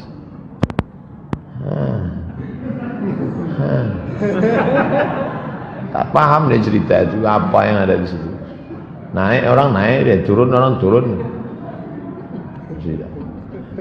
Suwarun haqiqiyah li mauqi'i ghazwati Uhud. Inilah gambar hakikat kebenaran tentang perang Uhud tahun kedua. Meninggal Hamzah bin Abdul Muttalib. Meninggal Hamzah pada peperangan ini. Setelah kafir musyrik pulang, Nabi mencari jenazah Hamzah. Karena Hamzah lah sinar pertama Islam bangkit. Dia cari makam paman, jenazah pamannya itu. Dia tengok telinganya digunting, hidungnya mereka potong, mereka tusuk pakai benang, mereka jadikan buah rantai liontin. Jubahnya robek, ditengok rupanya jantungnya sudah hilang, dikunyah oleh Hindun dendam kesumat. Nanti kalau Hamzah mati akan kukunyah. Menangis Nabi, meleleh air mata Nabi. Maka dimakamkan di pemakaman ini, makam Sayyidus Syuhada Hamzah bin Abdul Muttalib. Meninggal tahun 3. Tahun keempat, Nabi mengirim da'i. Dikirim da'i ke desa tertinggal, dikirim da'i, jatuh duka. Tahun 3 perang Uhud kalah. Tahun 4 da'i dikirim, meninggal da'i yang dikirim itu dibunuh. Itulah Nabi berkunut 1 bulan, kunut nazilah. Kunut subuh sudah ada dari awal. Kata Imam Asy-Syafi'i dalam kitab dari awal kunut subuh sudah ada. Tapi ketika muncul musibah ini, disitulah Nabi menambahkan laknat dalam kunutnya. Allahumma la'an ri'al Lakwan wa Usayyah, laknat mereka ya Allah, laknat mereka ya Allah, matikan mereka ya Allah. Itu dalil boleh melaknat dalam doa kunut. Ditambah lagi Yahudi Bani Nadir berkhianat, sudah 2. Jadi tak serentak Yahudi itu berkhianat. Pengkhianatan pertama Bani Qainuqa, tahun keempat Bani Nadir berkhianat, mereka pun terusir. Bani Qainuqa sudah, Bani Nadir sudah, tinggal 2 Yahudi lagi, Bani Quraizah dengan Bani kampung Khaybar. Tahun kelima perang Khandaq. Khandaq artinya parit. Kenapa parit? Salman punya ide, ya Rasulullah, ya kami kalau di Persia perang itu kami kali parit, dibuat paritnya dalam, lebar, kira-kira kuda tak bisa melompat. Oke lah, begitu gali. Itu dalil ada pendapat orang Nabi tidak otoriter, Nabi tak diktator, pendapat orang diterima supaya kuda tak melompat. Disebut juga dengan perang Ahzab, partai-partai. Kenapa? Karena 4 partai bersatu. Partai Yahudi, partai kafir Quraisy, partai munafik Abdullah bin Ubay bin Salul, partai musyrik Madinah. 4 partai bergabung, aliansi partai-partai. Jadi kalau sekarang pun partai-partai beraliansi, jangan terkejut, itu cerita lama. Berkhianat Bani Quraizah, komplit pengkhianatan Yahudi. Bani Qainuqa sudah, Bani Quraizah sekarang berkhianat, terusir dari Madinah. Tahun ke-6 ini nampak berita baru. Malam itu Nabi mimpi. Dia dalam mimpi itu nampaknya bersama sahabat masuk ke Masjidil Haram ramai-ramai, mencukur rambutnya. Pagi itu dia cerita, ya ashabi, hai para sahabat, ya tadi malam aku bermimpi kita rasanya masuk ke Masjidil Haram. Apa kata sahabat? Itu pertanda kita harus ke sana ya Rasulullah. Ayo kita ke Makkah. Itu beda sahabat Nabi dengan sahabat kita. Kalau sahabat kita, tadi malam aku bermimpi seolah-olah kita menaklukkan orang kafir. Alah, mimpi Ustaz aja itu, bunga-bunga tidur aja itu Ustaz. Kita harus ke Makkah. Maka Nabi pun pergi menuju Makkah. Berapa sahabat yang dia bawa? 1.500 sahabat. Tapi gagal masuk Makkah. Kenapa? Kafir Quraisy tak memberi izin. Maka muncullah apa yang disebut dengan perjanjian Hudaybiyah. Muhammad, ente belum bisa masuk, kami masih berkuasa. Kalau gitu kita janji. Oke, janji. Perjanjian Hudaybiyah. Hudaybiyah nama tempat. Balik dari situ, Nabi mulai berkirim surat. Ini salah satu surat Nabi. Bismillahirrahmanirrahim. Bismillahirrahmanirrahim. Min Muhammad Rasulullah. Min Muhammad Abdullah Rasulullah. Min Muhammad bin Abdullah Rasulullah. Ilah Hirqal Azimur Rum. Ilah ke Hirqal Heraklius Azimur Rum, penguasa Romawi. Salamun ala man ittaba'al huda.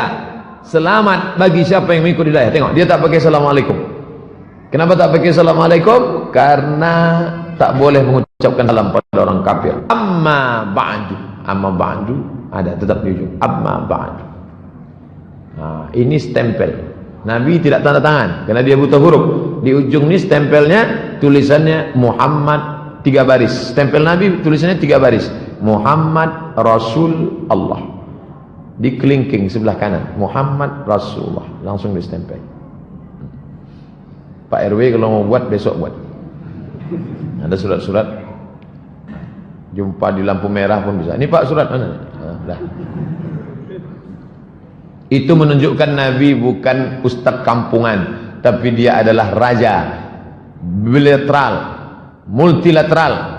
Hubungan negara sudah dibangun. Raja-raja dia kirim, raja Romawi, raja Persia, raja Jazirah Arab, raja semua dia kirim, mengajak masuk Islam.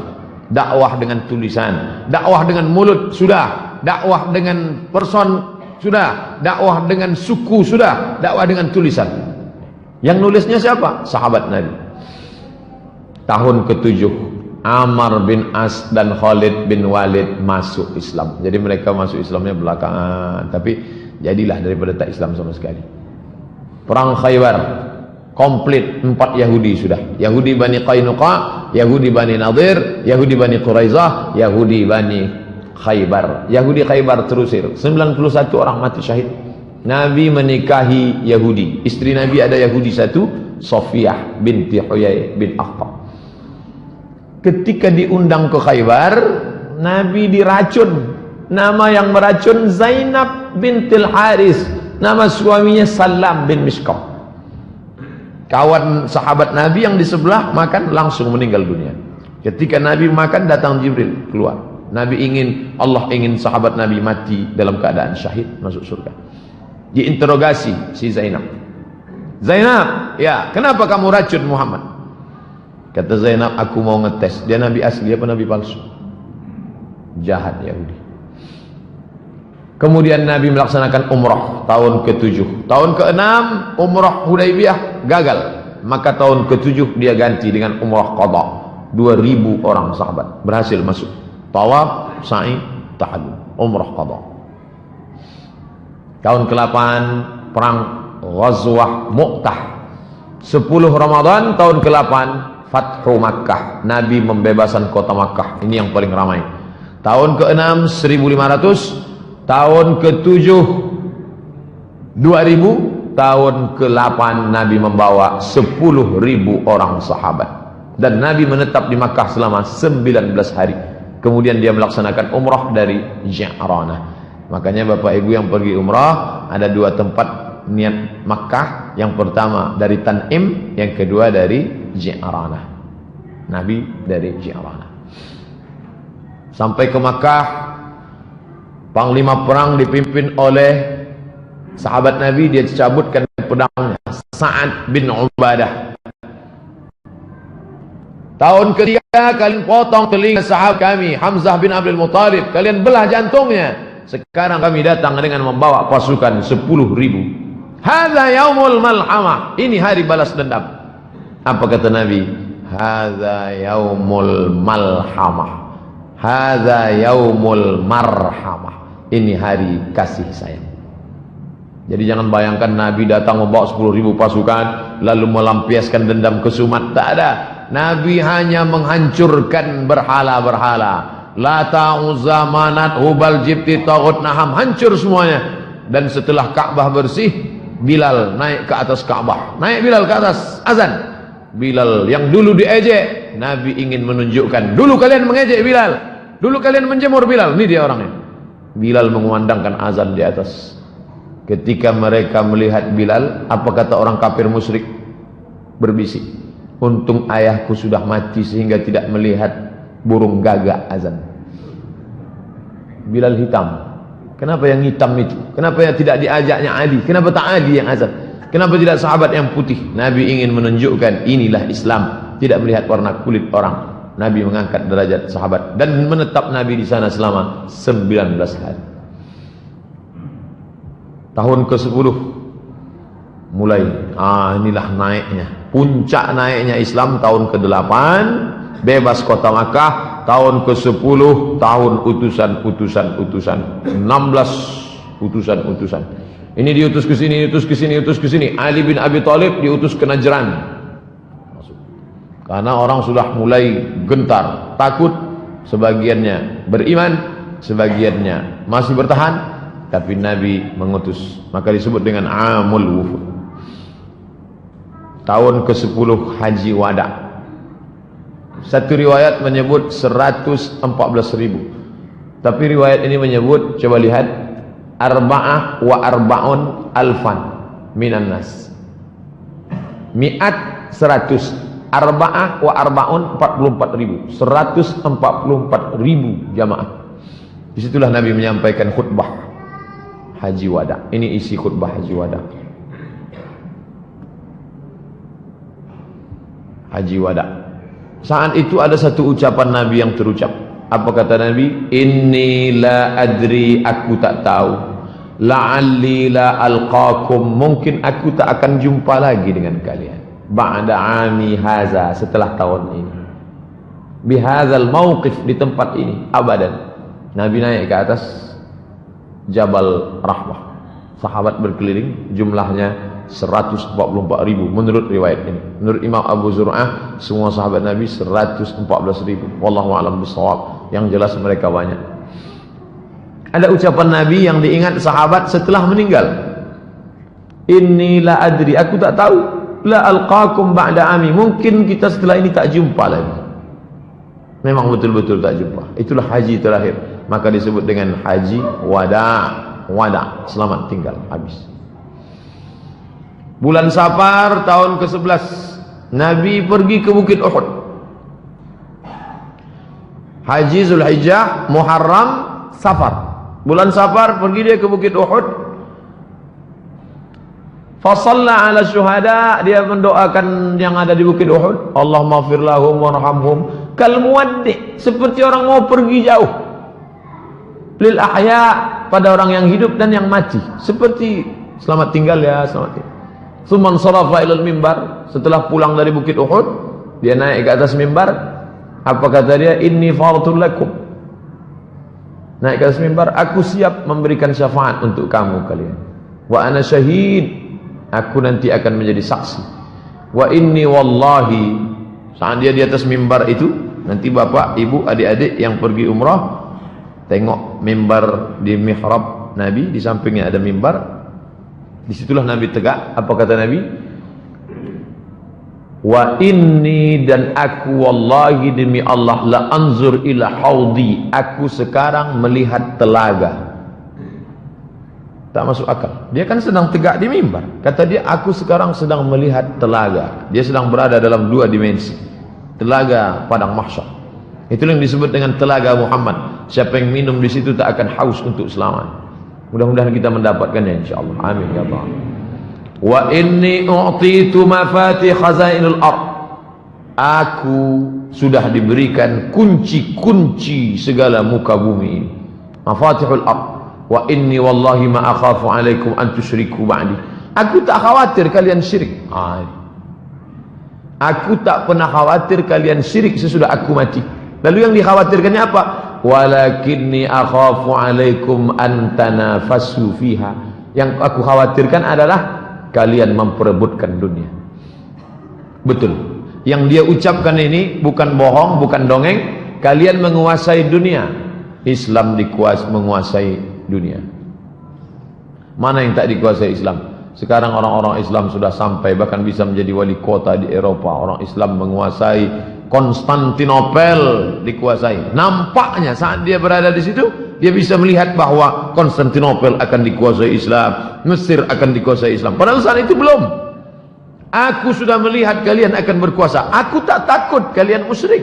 Yang kukhawatirkan adalah kalian akan berebut dunia. Malamnya dia pergi ke Baqi, bulan Safar ini. Wa kharaja lailah, malamnya dia pergi ke Baqi, ini pemakaman Baqi. Apa kata dia? Assalamualaikum ya ahlal maqabir, liyahna lakum ma asbahtum fih. Assalamualaikum wahai penghuni kubur, semoga kalian merasakan lebih ringan daripada yang dirasakan orang lain. Fitnah-fitnah telah datang seperti sepotong malam yang gelap, yang akhirnya mengiringi yang awal, yang akhir nanti jauh lebih buruk daripada yang awal. Fitnah Abu Jahal, fitnah Abu Lahab, fitnah kafir, fitnah. Tapi yang di akhir nanti lebih mengerikan. Dia sudah bercerita bahwa kita akan mengalami perkara-perkara yang lebih dahsyat, yang luar biasa. Apa kata dia? Inna bikum lahiqun, insyaallah kami menyusul kamu. Siangnya pergi dia ke Uhud, malamnya pergi dia ke Baqi ziarah. Senin 29 Safar. Pada tanggal 29 Safar Nabi mengantar jenazah ke pemakaman Baqi. Dalam perjalanan pulang sakit kepalanya. Falamma raja'a, ketika pulang wa huwa fit tariq aqadau sudah sakit kepala. Wattaqadil hararah, panasnya tinggi, suhu panasnya naik. Sampai panasnya terasa di atas kepala. Di bantal itu kalau dia duduk terasa panas, saking panasnya suhu badan Nabi sallallahu alaihi wasallam. Tapi Nabi tetap salat selama sakitnya itu berjamaah 11 hari.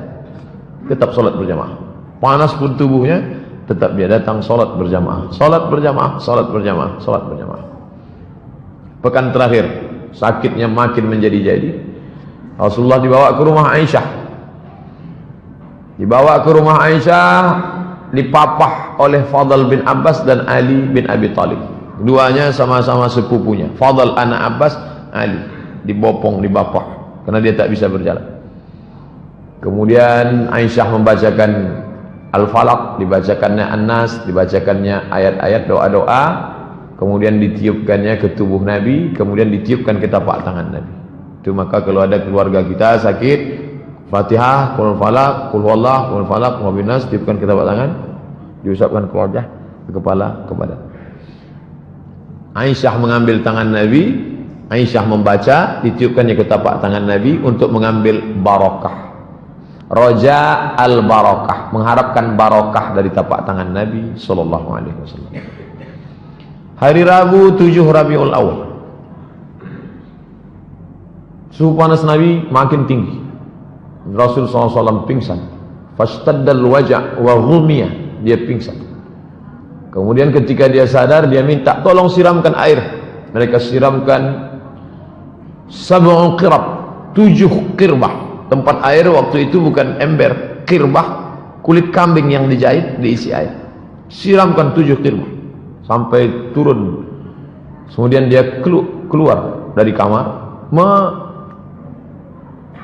keluar dari kamar. Setelah merasa ringan, beliau pergi ke masjid, duduk di atas mimbar. Hari Rabu, Kamis, Jumat, Sabtu, Ahad, Senin. Inilah terakhir dia duduk di atas mimbar. Duduk dia di atas mimbar. Apa kata dia waktu di atas mimbar itu? Inilah yang dia ucapkan. Kata Nabi sallallahu alaihi wasallam, "Ayyuhan nas, wahai manusia, la'anallahu al-yahud wan nasara. La'natullahu al-yahud 'alal yahud wan nasara. La'natullahi 'alal yahud wan nasara." Allah melaknat Yahudi dan Nasrani. Ittakhadhu qubur anbiya'ihim masajid. Karena mereka meratakan kubur nabi-nabi mereka, dibuatkan kuil di atas. Nabi tak ingin makamnya diratakan lalu dijadikan kuil di atas, lalu sholat di atasnya, dan itu tak terwujud sampai sekarang. Adapun yang sekarang makamnya dikasih tembok, tak ada satupun orang yang sujud di atas makam Nabi. Ini dalil yang melarang, tak boleh. Lalu apa kata Nabi? La tattakhidhu qabri wasanan yu'bad. Jangan kalian jadikan kuburku menjadi berhala yang disembah. Jangan kalian jadikan kuburku menjadi berhala yang disembah. Kemudian dia masih tetap di atas mimbar, masih hari Rabu itu. Apa kata Nabi? Man kuntu jaladtu lahu zahran. Siapa yang pundaknya pernah kucambuk. Sahabat sedang duduk semua, 5 hari lagi menjelang meninggal. Man kuntu jaladtu lahu zahran. Siapa yang pundaknya pernah kucambuk, fa hadza zahri, ini pundakku. Falyastaqit minhu, silakan cambuk. Wa man kuntu syatamtu lahu irdan. Siapa yang pernah tersinggung karena cakapku, kasar cakapku, tersinggung perasaannya, waktu aku mau mencambuk kuda, mau mencambuk unta, dia ada di balik, kena pundaknya, sakit, dia tersinggung, dia mau balas. Semua sahabat dia, tak ada satu pun membalas. Balaslah, ini harga diriku, balaslah. Tak ada yang balas. Kemudian Nabi turun dari mimbar, dia sholat zuhur. Kemudian setelah itu, selesai sholat zuhur, dia naik lagi ke atas.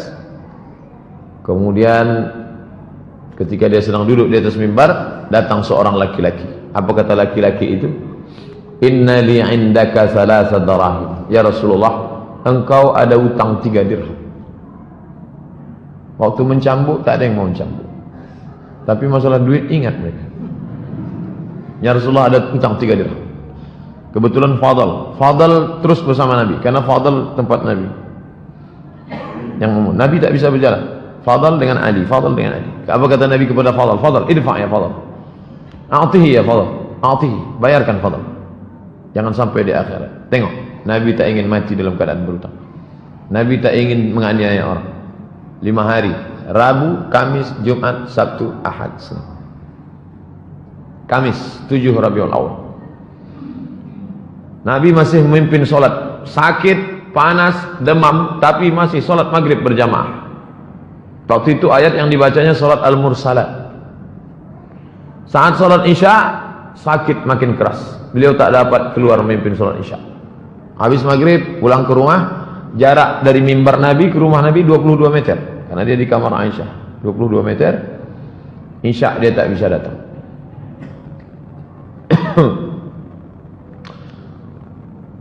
Isya makin parah sakitnya. Aisyah, Nabi berkata, "Oh salat nas?" Ditanyanya Aisyah sama sahabat, "Apakah mereka sudah salat?" Kata sahabat, "Belum ya Rasulullah." Wa hum yantaziruna. Salat Isya waktu itu sahabat tak salat Isya. Mereka menunggu engkau ya Rasulullah. Da'u lima, tolong ambilkan air. Badannya lemas, dia minta ambilkan air. Mereka bawakan air, faghtasala, mandi dia. Dia mau pergi, tapi ketika mau pergi fa'ughmiya, pingsan. Tak jadi dia salat Isya. Tsumma afaqa, ketika dia sudah sadar, ditanyanya, "Asallan nas?" Sudah salat Isya mereka? Belum, mereka menunggu engkau ya Rasulullah. Mereka tak mau salat kalau tidak diimami Nabi. Wa waqa'a thaniyan wa thalithan, 3 kali sampai begitu. Minta air, pingsan. Tak jadi. Sampai akhirnya inilah pertama kali Abu Bakar memimpin salat. Salat yang pertama kali dipimpin Abu Bakar adalah salat Isya. Pada hari Kamis 7 Rabiul Awal. Abu Bakar, aku nampaknya tak bisa, engkaulah salat. Tertunda lama salat Isya sampai tengah malam, maka Abu Bakarlah yang memimpin salat. Abu Bakar memimpin salat sebanyak 17 kali. Isya hari Kamis sampai subuh hari Senin. Karena Nabi meninggalnya duha menjelang zuhur. Kamis, Isya, Jumat, Sabtu, Ahad, Senin. Dihitung total 17 kali salat. Hari Sabtu 10 Rabiul Awal, Nabi mau keluar untuk salat zuhur. Tetap juga dia mau salat berjamaah. Ini salat berjamaah ini memang tak ada tawar menawar. Dari awal salat berjamaah. Padahal Abu Bakar sudah ditugaskannya, tetap juga dia datang. Falamma ra'ahu Abu Bakar, salat zuhur hari Sabtu, ketika Abu Bakar melihat Nabi datang, Abu Bakar ingin mundur ke depan. Nabi mengatakan, tidak, tetap engkau Abu Bakar. Lalu kemudian Nabi mengatakan, ajlisani ila jambih, dudukkan aku di samping Abu Bakar. Tetap dia salat. Dan duduk di samping Abu Bakar Siddiq. Hari Sabtu, hari Ahad, Rabu, Kamis, Jumat, Sabtu, Ahad. Hari Ahad 11 Rabiul Awal. Hari Ahad itu semua di budak-budak hamba saya dibebas ini. Bebas, bebas. Kalian bebas. Tak lagi jadi budak hari ini, bebas. Kemudian ada uang dia sittah atau sab'a dananir, 7 atau 6 atau 7 dinar. Semua diberikannya ke kaum muslimin. Wa wahaba lil muslimin aslihatahu, pedang, tombak, dia berikan semua. Semua senjata-senjata dia berikan semua. Baju besinya tak dia berikan, karena baju besinya tergadai di tangan orang Yahudi. Dia meminjam 30 sok gandum, 30 kali 3 kilo, 90 kilogram gandum. Masih ada utang Nabi SAW. Yang berperang dapat 100 miliar itu, kemana hartanya? Habis dia bagikan untuk fakir miskin. Nabi tidak miskin, Nabi tidak melarat. Nabi adalah orang kaya yang dermawan dan low profile. Subuh Senin tanggal 12 Rabiul Awal, Nabi tegak, lalu dia singkapkan tirai kamar. Di sini posisi imam, di sini posisi mimbar, di situ posisi kamar Nabi. Lalu Nabi membukakan tirai. Dia tengok kaum muslimin mau salat subuh. Kasyafa satra hujra Aisyah, dia buka tirai kamar Aisyah. Dia tengok mereka mau salat subuh. Summa tabassam, senyum dia. Senyum dia melihat salat subuh. Lalu kemudian mereka menyangka Nabi akan ikut salat bersama mereka. Karena mereka melihat Nabi tegak, nampaknya Nabi akan ikut salat. Tapi kemudian rupanya Rasul memberi aba-aba dengan tangannya pertanda lanjutkan salat kalian. Dia tak bisa tegak, dia tak bisa untuk berjalan ikut salat. Lanjutkan salat. Dia salat di kamar. Lalu kemudian Rasul SAW balik menutup tirai. Subuh hari Senin Nabi tidak salat bersama sahabat, tapi dia salat di kamar Aisyah. Waktu duha Nabi memanggil Fatimah. Dia panggilnya Fatimah. Lalu kemudian dia berbisik di telinga Fatimah. Fatimah tersenyum. Bisiknya pertama, Fatimah menangis. Bisiknya, Fatimah tersenyum. Aisyah bertanya, apa yang dibisikkannya Fatimah? Sarani, tadi dia berbisik. Fa akhbarani, dia katakan, anni awwalu ahlihi yattabi'u.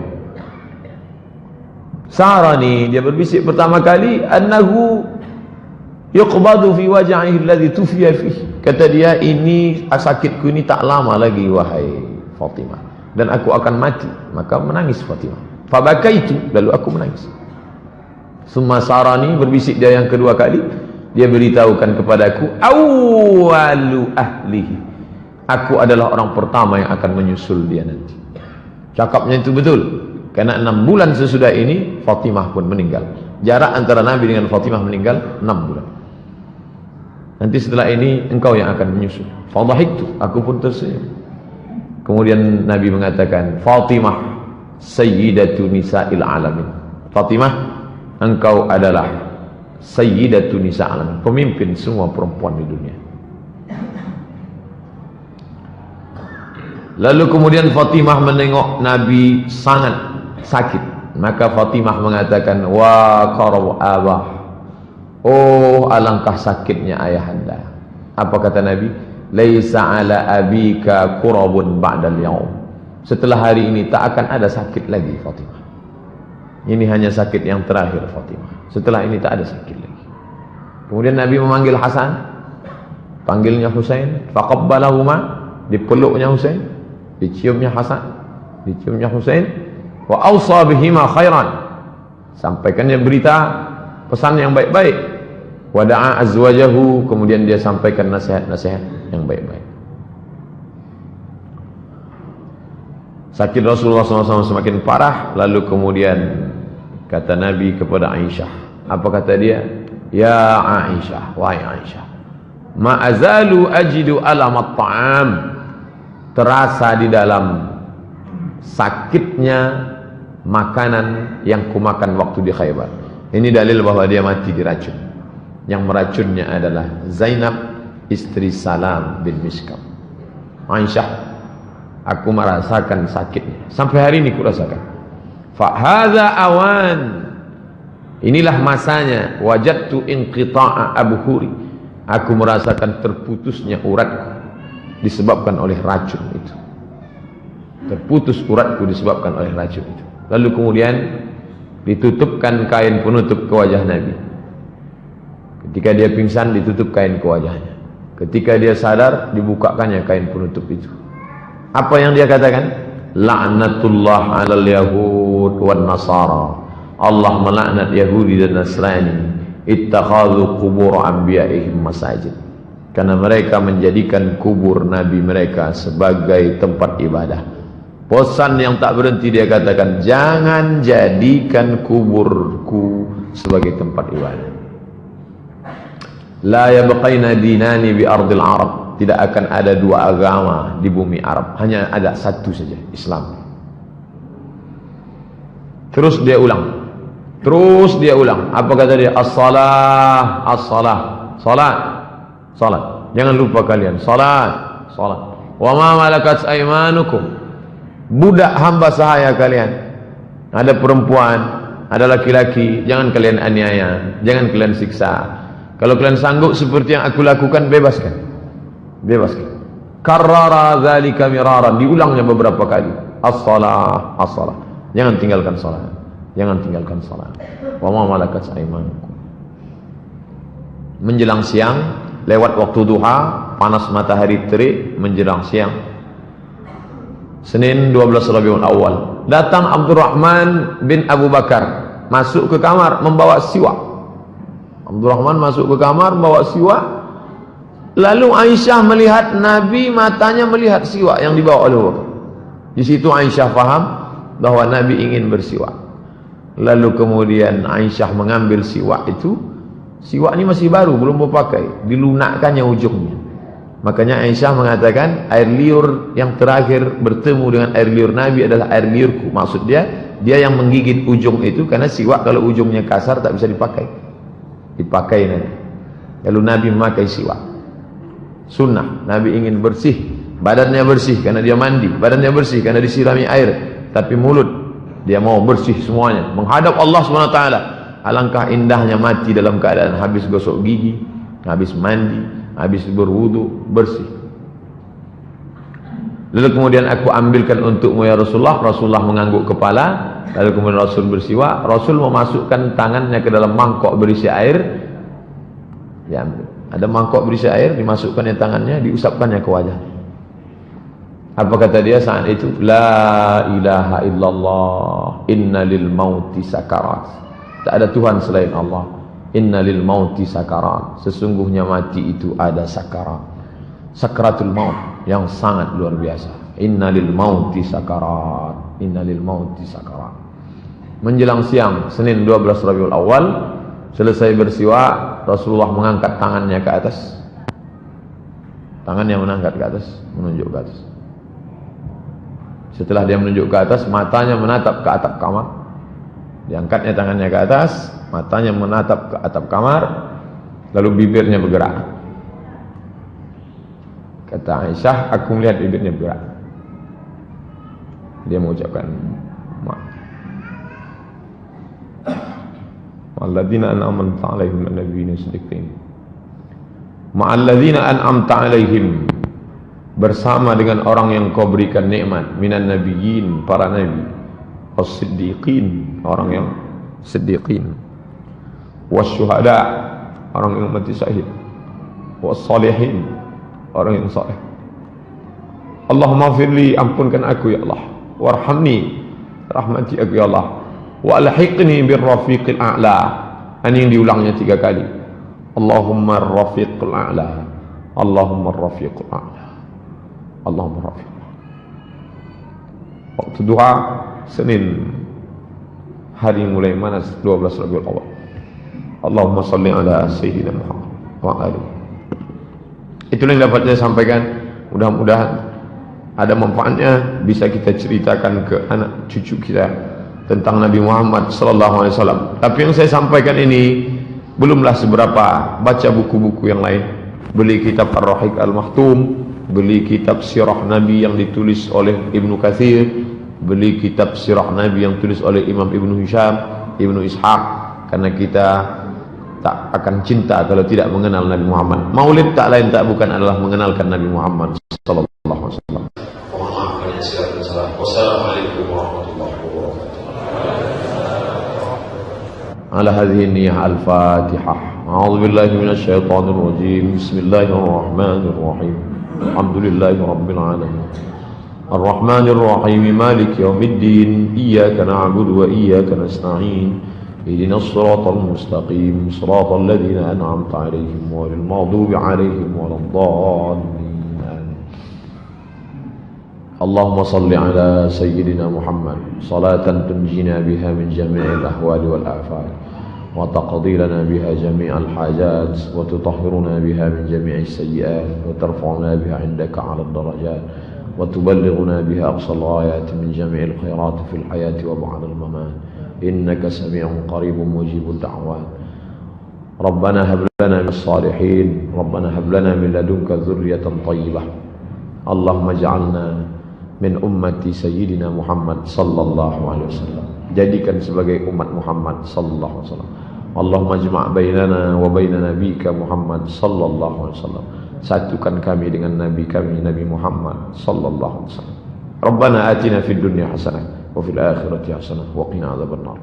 Wa sallallahu ala sayyidina Muhammad wa ala alihi wa sahbihi wasallam walhamdulillahi rabbil alamin. Taqabbalallahu minkum minna wa minkum taqabbal ya karim.